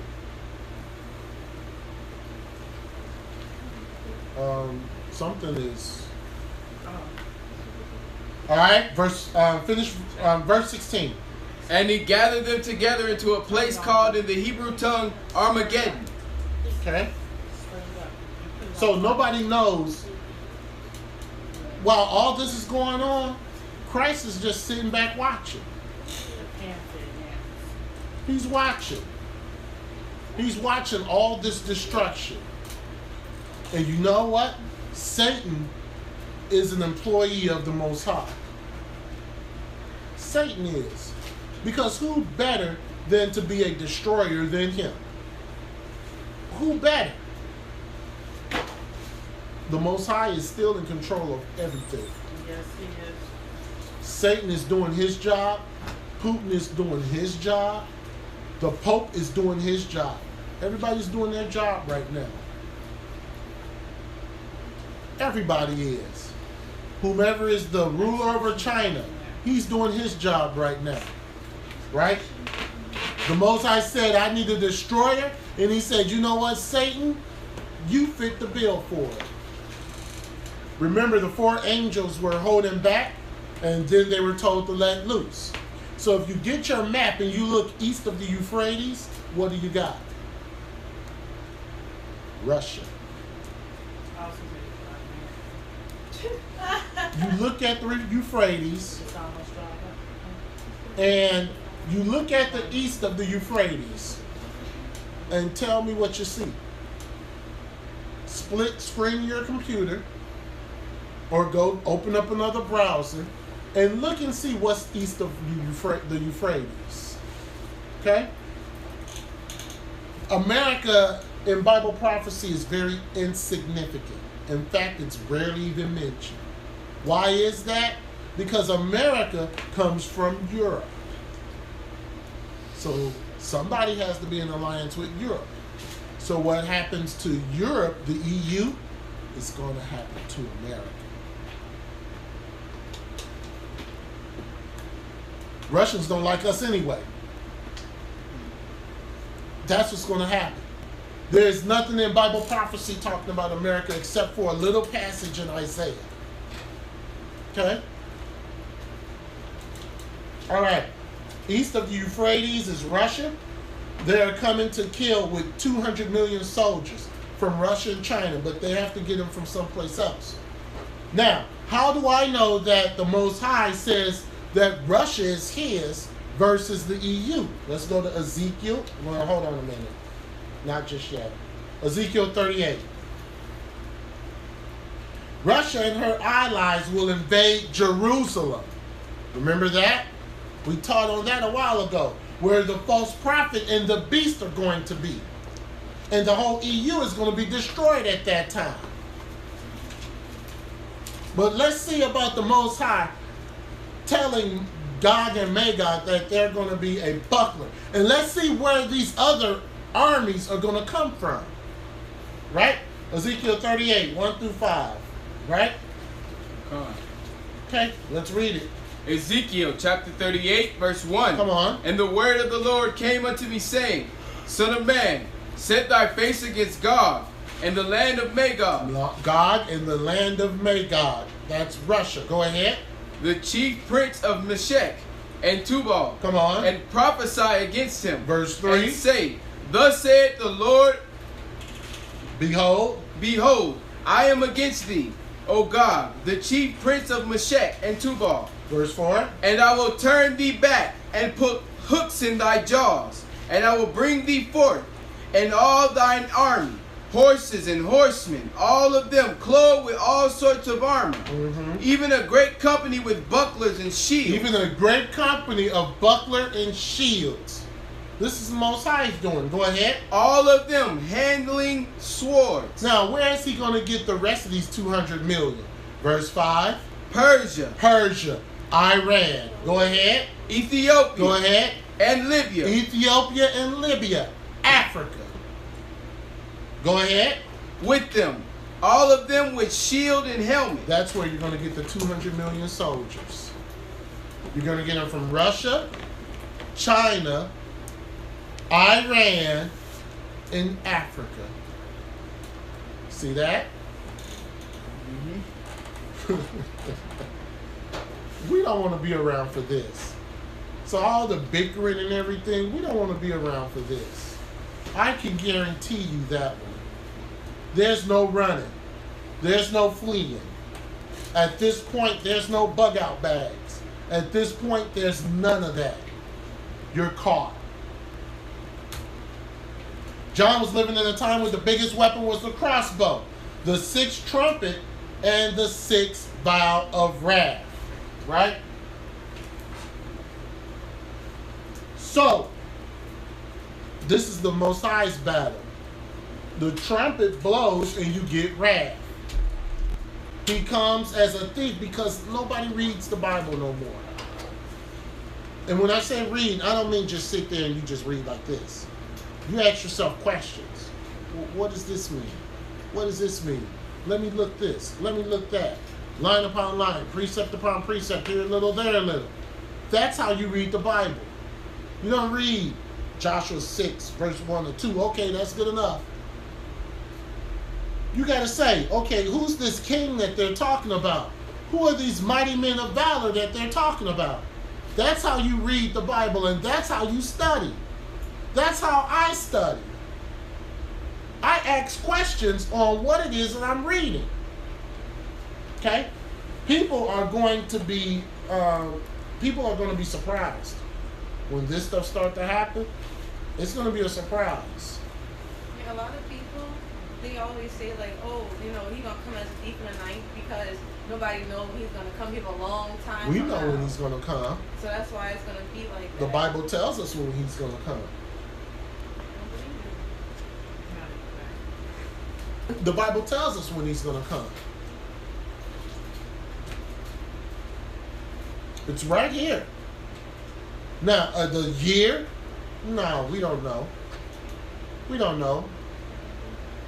Today is Memorial of Trumpets. Could he be coming in 10 days? He doesn't do things out of order.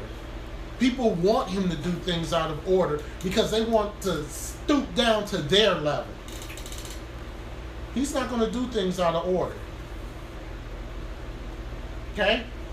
We need to watch Russia, Jerusalem, and the EU. I have a question. Okay. Someone says in Revelation 16, Yes. 18 and 19, Yes. what land is being destroyed? Let's get Revelation 16, 18, 19. Or do we have that coming up? Let's get Revelation 16, 18, 19. It was Revelation 16, 18, and 19? Yeah, 18 and 19. Just left up for 16. Oh, we did? Yeah. We're going to get that later. We're going to have that later. I believe we have that later. All right? But, you know, just read.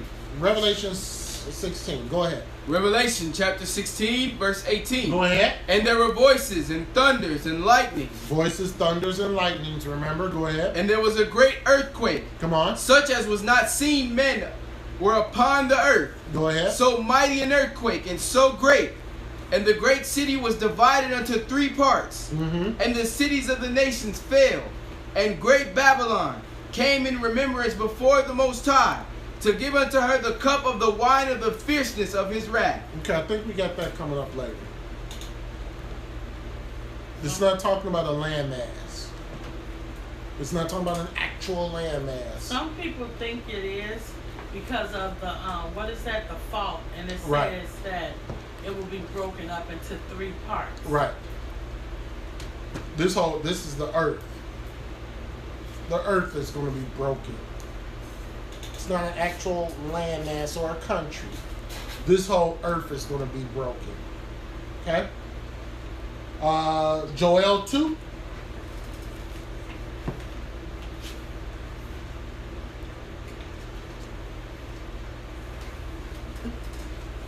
Let's see more about this Russian army. Because the first question in mind, okay, we read in Revelation about these 200 million soldiers. We read in Ezekiel about Gog and Magog and Libya and Persia and Libya. Who is this army and who's handling this army? Joel 2, start at verse 1. We're going to read through 13. Joel 2 and 1, read. Joel chapter 2 verse 1. Go ahead. Blow ye the trumpet in Zion. Blow the trumpet. Right? Read. And sound an alarm in my holy mountain. Sound an alarm. You see that? You blow the trumpet, that's sounding an alarm. Go ahead. Let all the inhabitants of the land tremble, for the day of the Lord cometh, for it is nigh at hand. Go ahead. A day of darkness and of gloominess. See, Christians got it so confused. Because Christians say, oh, the day of the Lord, it's great and greatly to be praised, or some crappy song. Oh, yeah. No, this is the day of the Lord, and I'll be glad in it, or some craziness. See, that shows me that Christians are unlearned, especially the ones who sing in this crap. The day of the Lord is not going to be happy. It's not going to be a joyful time, and I'll be glad in it. That shows your mental faculties aren't there. Who's going to be joyful in the day of the Lord? Let's read. Start verse 2 again. Joel chapter 2 verse 2. Apparently they didn't read this verse. Read. A day of darkness. Go ahead. And of gloominess. Come on. A day of clouds and of thick darkness. That's joy and happy. Read. A morning, as the morning spring, spread upon the mountains. A great people and a strong. There hath not been ever the like. There have not been never the like. Neither shall be any more after it. Neither shall there be any more like it. He's talking about the 200 million soldiers. Read.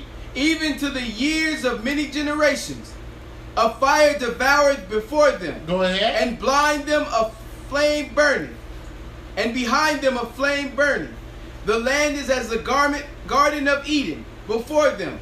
And behind them a desolate wilderness. Yea, and nothing shall escape them. Nothing shall escape them, the EU. Go ahead. The appearance of them is as the appearance of horses, and as horsemen. So shall they run. Like the noise of chariots on the tops of the mountain shall they leap. Like the noise of a flame of fire that devoureth the stubble. Missiles. Go ahead. As a strong people set in battle array. That's what John was witnessing in Revelation. He was witnessing these men with all this armor on. And he did not understand it because they didn't have armor like that back then. Verse 6. Before their face the people shall be much pain. All faces shall gather blackness. Go ahead. They shall run like mighty men. They shall climb the wall like men of war. They shall march everyone on his ways. And they shall not break their ranks. They shall not break their ranks. That means the EU can do everything they want. But this army of Russians, they are not going to break. Read. Neither shall one thrust another. They shall walk everyone in his path. And when they fall upon the sword, they shall not be wounded. They shall run to and fro in the city. They shall run upon the wall. They shall climb up upon the houses. They shall enter in at the windows like a thief. The earth shall quake before them. The heavens shall tremble. The sun and the moon shall be dark. And the stars shall withdraw their shining. Verse 11 is key. And verse 11 tells me that this is talking about Russia. Let's read it.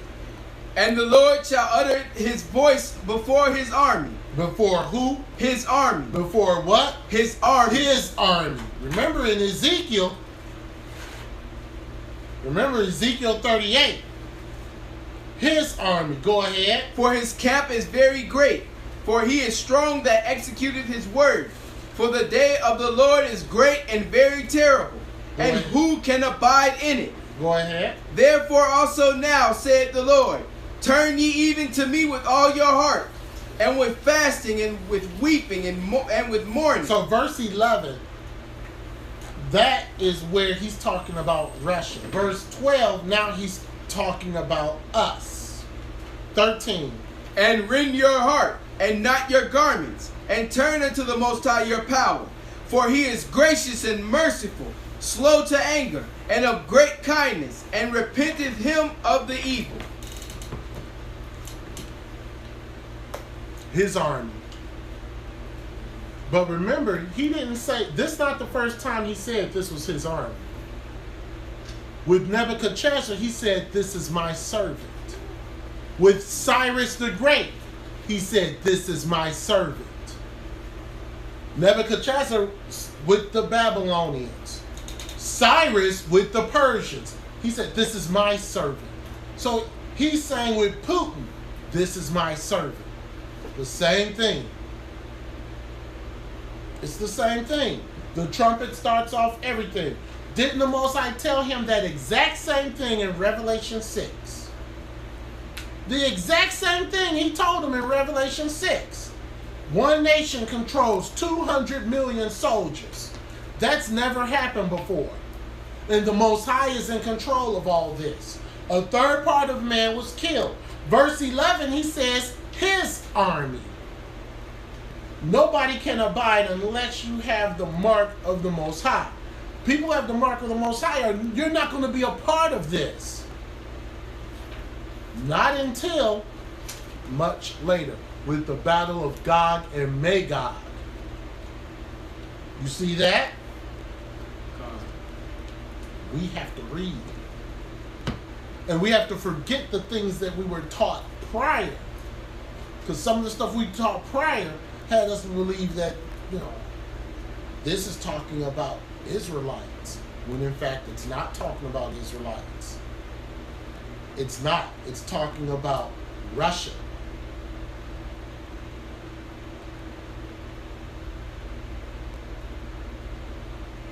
Okay. The third woe. So see, we went through the two woes already. And everything starts with the trumpet. But we're learning something on the way to learn something. He's talking about Russia, and he said Russia's his army. But see, like I keep saying over and over and over again, the Most High does not change. He will use the Gentiles for his purpose. He used Nebuchadnezzar for his purpose. He used Shalmaneser with the Assyrians for his purpose. He used the Philistines for his purpose. He used Cyrus the Great and called him my servant, a Gentile king for his purpose. And he's using Putin right now for his purpose. How do you think a Russian, I don't know if he's a dictator or what he is, how do you think he knows Bible prophecy? How do you think he knows about building the temple again? And he's funding the building of the temple. How does all this compute? Because he's being led by the Most High. And Satan, with the false prophet, is leading the Roman Catholic Church. Let's get the third woe. Let's go to Revelation 11. We got any questions on that? Second woe?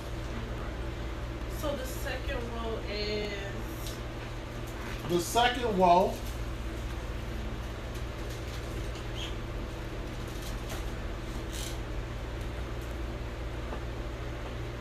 the Most High's army.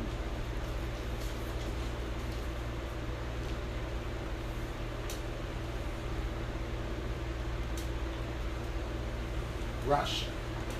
And you could say World War III. You can say World War III. This too is Russia?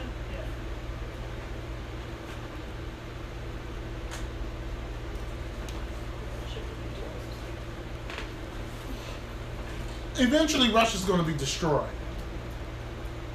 Because they're going to destroy the EU, and then the battle of Gog and Magog, Most High is going to rain fire on them and destroy them also. Notice with Babylon, Babylon was not even destroyed. The Most High gave Persia Babylon, but Persia was destroyed. Okay? Revelation 11:14. We're going to read through 19. Go ahead. Revelation chapter 11, verse 14. Go ahead. The second woe is past, and behold, the third woe cometh quickly. So it's not going to be, remember, in between the first and the second, there was a time span. Not here. Go ahead. And the seventh angel sounded, and there were great voices in heaven saying, the kingdoms of this world are become the kingdoms of the Lord, of our Lord, and of his Christ, and he shall reign forever and ever. Go ahead. And the 24 elders, which sat before the Most High on their seats, fell upon their faces, and worshipped the Most High, Go ahead. saying, we give thanks, our Lord Almighty, which art and wast, and art to come, because thou hast taken to thee thy great power and hast reigned. So what about the nations? Read. And the nations were angry, and thy wrath is come, and the time of the dead, that they should be judged, and that thou shouldest give reward unto thy servants the prophets, and to the saints, and to them that fear thy name, small and great, and shouldest destroy them which destroy the earth. Should destroy them which destroy the earth. Who is that? That would be that gigantic army. Destroy them that destroy the earth. Verse 19. And the temple of the Most High was opened in heaven, and there was seen in his temple the ark of his testament. The ark of his testament, but what else? And there were lightnings, and voices, and thunderings, and an earthquake, and great hail. That always proceeds with Christ, with Yeshua coming back. Always. Okay. Wasn't that the same thing that happened in the Egyptian wilderness? It's the same thing. This caused the angels to intervene. So now let's see the wrath of this seventh trumpet. Let's go to Revelation 16, 17 to 21. I knew we had it. Let's go to Revelation 16, 17 to 21. Okay? And let's see about now the angel has blown the trumpet. So now here comes the wrath. Let's read. Revelation chapter 16, verse 17. And the seventh angel poured out his vial into the air, and there came a great voice out of the temple of heaven from the throne, saying, it is done. So a great voice, right? But let's see what else. 18. And there were voices and thunders and lightning. There's always voices and thunderings and lightnings, so that you know who you're dealing with. Satan can't produce this stuff. The false prophet cannot produce this. So the Most High is showing you, this is me. You know who you're dealing with now. Because he did it way back in Moses' time. He did it with Joshua, and he's doing it again. Read. And there was a great earthquake, such as was not since men were upon the earth. So mighty an earthquake and so great. See, it was not since men were upon the earth. The biggest and most destructive earthquake was, I believe, a 9 point something when San Francisco was leveled. That, I believe, was the biggest earthquake. So this earthquake is going to be far, far, far more than a 9.0. Read. And the great city was divided into 3 parts, and the cities of the nations fell. Big old crack. Read. And great Babylon came in remembrance before the Most High, to give unto her the cup of the wine of the fierceness of his wrath. Go ahead. And every island fled away, and the mountains were not found. Verse 21. And there fell upon a man a great hail out of heaven, Every stone about the weight of a talent. Oh, no. Anybody know what the weight of a talent is? 100 pounds. 100 pounds. Hail, 100 pounds. Coming out the sky. You might as well just get a missile. Hail that's this big hurts. Yeah. You know, little hailstone about this big, and it comes from the sky. That can put dents in cars. But imagine 100-pound hailstone falling from falling from the heavens. That's total destruction. See what I mean when I said Irma is nothing compared to what's going to happen? Let's read. Every stone about the weight of a talent. And men blasphemed the Most High because of the plague of the hail. For the plague thereof was exceeding great. That is exceedingly great. Men start blaspheming the Most High because of that. Okay? All the prophets wrote about this, and we just saw an example in Joshua. Let's skip out of Revelation for a second. Let's go to 1 Thessalonians.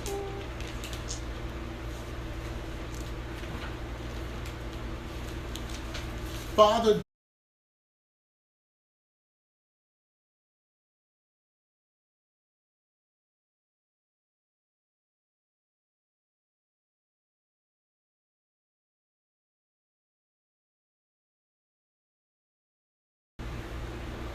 Father does not do anything unless there's a trumpet. Father doesn't do anything unless there's a trumpet. Are we still live streaming? Okay. Let's go 1 Thessalonians 4, verse 13. We're going to go through 17. Revelation 4:13. Read. 1 Thessalonians chapter 4. Verse 13. Let's read it. 1 Thessalonians chapter 4, verse 13. But I would not have you to be ignorant, brethren, concerning them which are asleep, that ye sorrow not, even as others which have no hope. For if we believe that Yeshua died and rose again, even so them also which sleep in Yeshua will the Most High bring with him. Mm-hmm. For this we say unto you by the word of the Lord.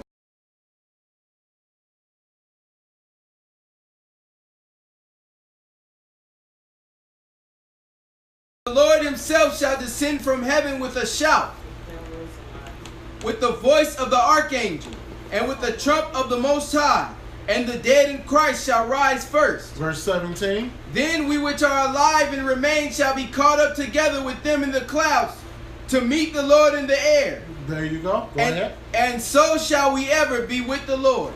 So shall we be. Right? So shall we be. So Yeshua will descend with a shout. This is the first resurrection. The first resurrection. Now, Habakkuk called this an invasion. So let's get Habakkuk chapter 1, verses 1 through 7.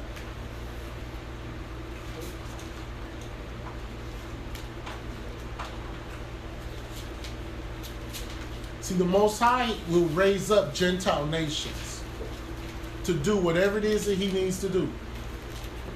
Let's see it again. Habakkuk chapter 1, verse 1. Habakkuk chapter 1, verse 1. Let's read. The burden which Habakkuk the prophet did see. O Lord, how long shall I cry, and thou wilt not hear? Even cry out unto thee of violence, and thou wilt not save. Why dost thou shew me iniquity, and cause me to behold grievance? So Habakkuk is saying, why are you showing me this? Some people in this very room say the exact same thing. Why are you showing me this iniquity? Why are you showing me this sin? And cause me to have this grievance in me. Right? Let's finish. For spoiling and violence are before me. Spoiling and violence are before me. There's a lot of stuff going on before me. Read. And there are that raise up strife and contention. And they that raise up are strife and contention. Habakkuk had the same question that certain people in this room have, right? Just turn it off. Habakkuk had the same question that certain people here have. Verse 4. Therefore the law is slacked, and judgment doth never go forth.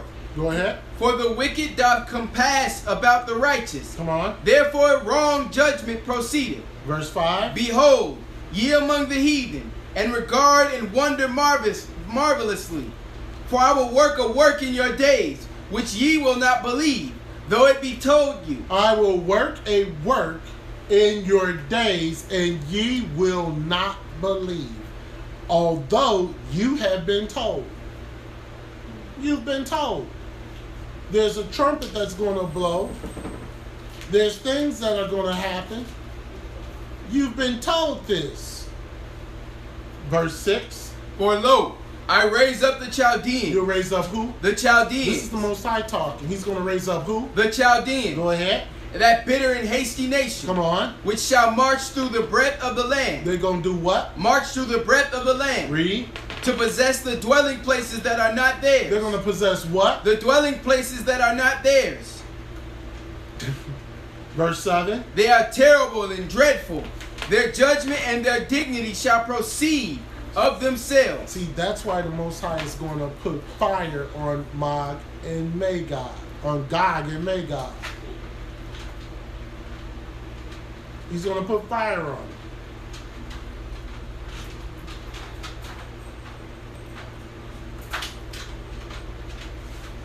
All right, let's get Zechariah chapter 14.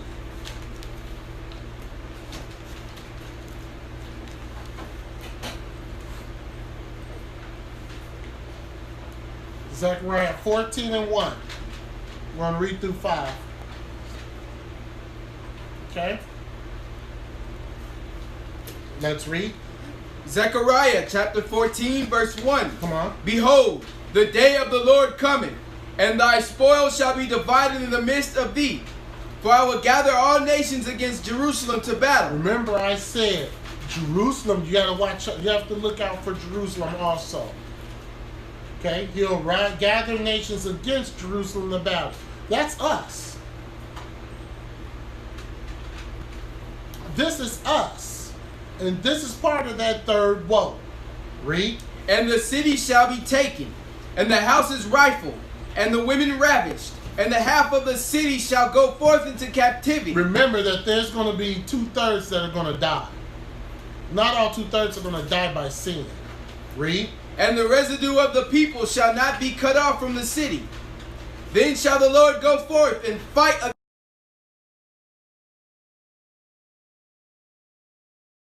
And his feet shall stand in that day upon the Mount of Olives, which is before Jerusalem on the east. And the Mount of Olives shall cleave in the midst thereof toward the east and toward the west. And there shall be a very great valley. And half of the mountain shall remove toward the north, and half of it toward the south. Verse 5. And ye shall flee to the valley of the mountains, for the valley of the mountains shall reach unto Azal. Yea, ye shall flee like as ye fled from before the earthquake in the days of Uzziah king of Judah. And the Lord my power shall come, and all the saints with thee.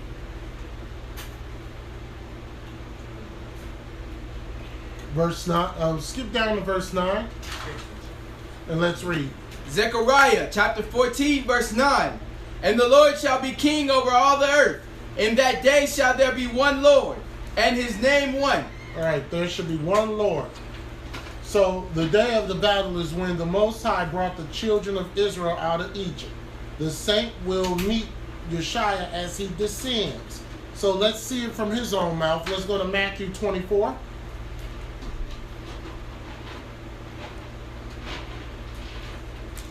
Matthew 24, 27 to 31.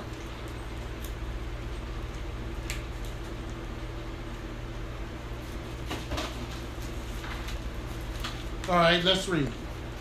Matthew, St. Matthew chapter 24 verse 27. For as the lightning cometh out of the east, and shineth even unto the west, so shall also the coming of the Son of Man be. So once again, lightnings again, referring to his coming. Go ahead. For wheresoever the carcass is, there will the eagles be gathered together. There's going to be a lot of dead bodies. Go ahead. Immediately after the tribulation of those days shall the sun be darkened, and the moon shall not give her light, and the stars shall fall from heaven, and the powers of the heavens shall be shaken. And then shall appear the sign of the Son of Man in heaven. And then shall all the tribes of the earth mourn, and they shall see the Son of Man coming in the clouds of heaven with the power and great glory. And what is he gonna start? What's gonna start it? And he shall send his angels with a great sound of a trumpet. With the great sound of a trumpet. Go ahead. And they shall gather together his elect from the four winds, from one end of the heaven to the other. So the trumpet's going to sound, but guess what? Israel is not going to be gathered until that trumpet sounds. Israel is not going to be gathered. Very simple, very easy. Yes, ma'am. So that means like in the wilderness, there'll be like it'll be like different parts where different people are in the wilderness, or we'll be all together. No, we'll be all together. Oh, Okay. So we'll see it's coming. Why would there be mourning? Because the people who are mourning knows what's going to happen next. Okay. The 7 trumpets are all in the book. Okay. The flag should not be the Star of David. Our flag should be the Ark of the Covenant. Okay. The trumpet was to gather Israel, and that trumpet, Yeshua is speaking. The trumpet that he's speaking about is the 7th trumpet. Okay. Yeshua returns after the Great Tribulation. He's not going to return before. He's not going to return before. But in order to hear him, you have to understand and know. Some of this stuff we're going to see. Some of this stuff we're going to go through. Okay. Heaven. The third heaven, we all know that's where the Most High is, right? Where's the second heaven? No. Where's the second heaven? Yeshua and the angels. No. Stand up, son. No, you. Stand up. Jump. Jump. That's the second heaven. That's the second heaven. Do it again. Jump. That's the second heaven. I don't like the The air. first heaven is the She earth. said the air, cause he The earth. When he jumped, he was in the second heaven. Oh, So yeah, it's that's not confusing. So it's the earth. It's not confusing. The second heaven is everything around us. This is the second heaven. The first heaven is the earth. Wait, first heaven is the earth. Her first heaven is the earth. So everything around the earth is the Second heaven. And the third heaven is where Yeshua Oh. is. Okay? All right. So even Yeshua said, there's not going to be any gathering until that trumpet blows. There's not going to be any coming together until that trumpet blows. You are not to do anything until that trumpet blows. Coming from Yeshua himself, right? Let's go to Isaiah 27.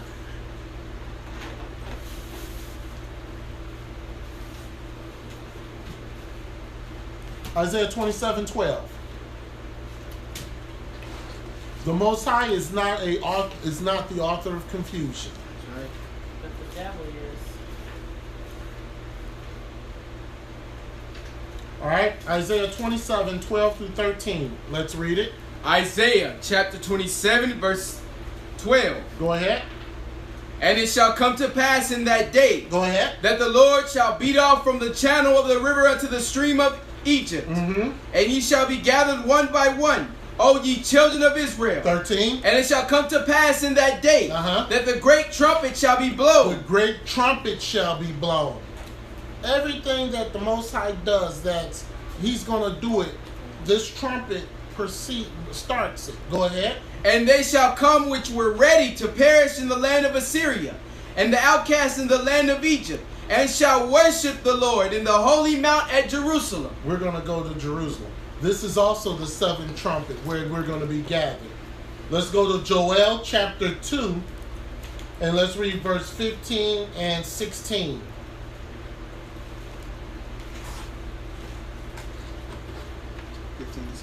Yep. Yeah. Joel 2, 15, 16. Let's read it. Joel chapter 2 verse 15. Go ahead. Blow the trumpet in Zion. Blow the trumpet. Go ahead. Sanctify a fast. Sanctify a fast. That's the Day of Atonement. Go ahead. Call a solemn assembly. This is a solemn assembly. Go ahead. Gather the people. Come on. Sanctify the congregation.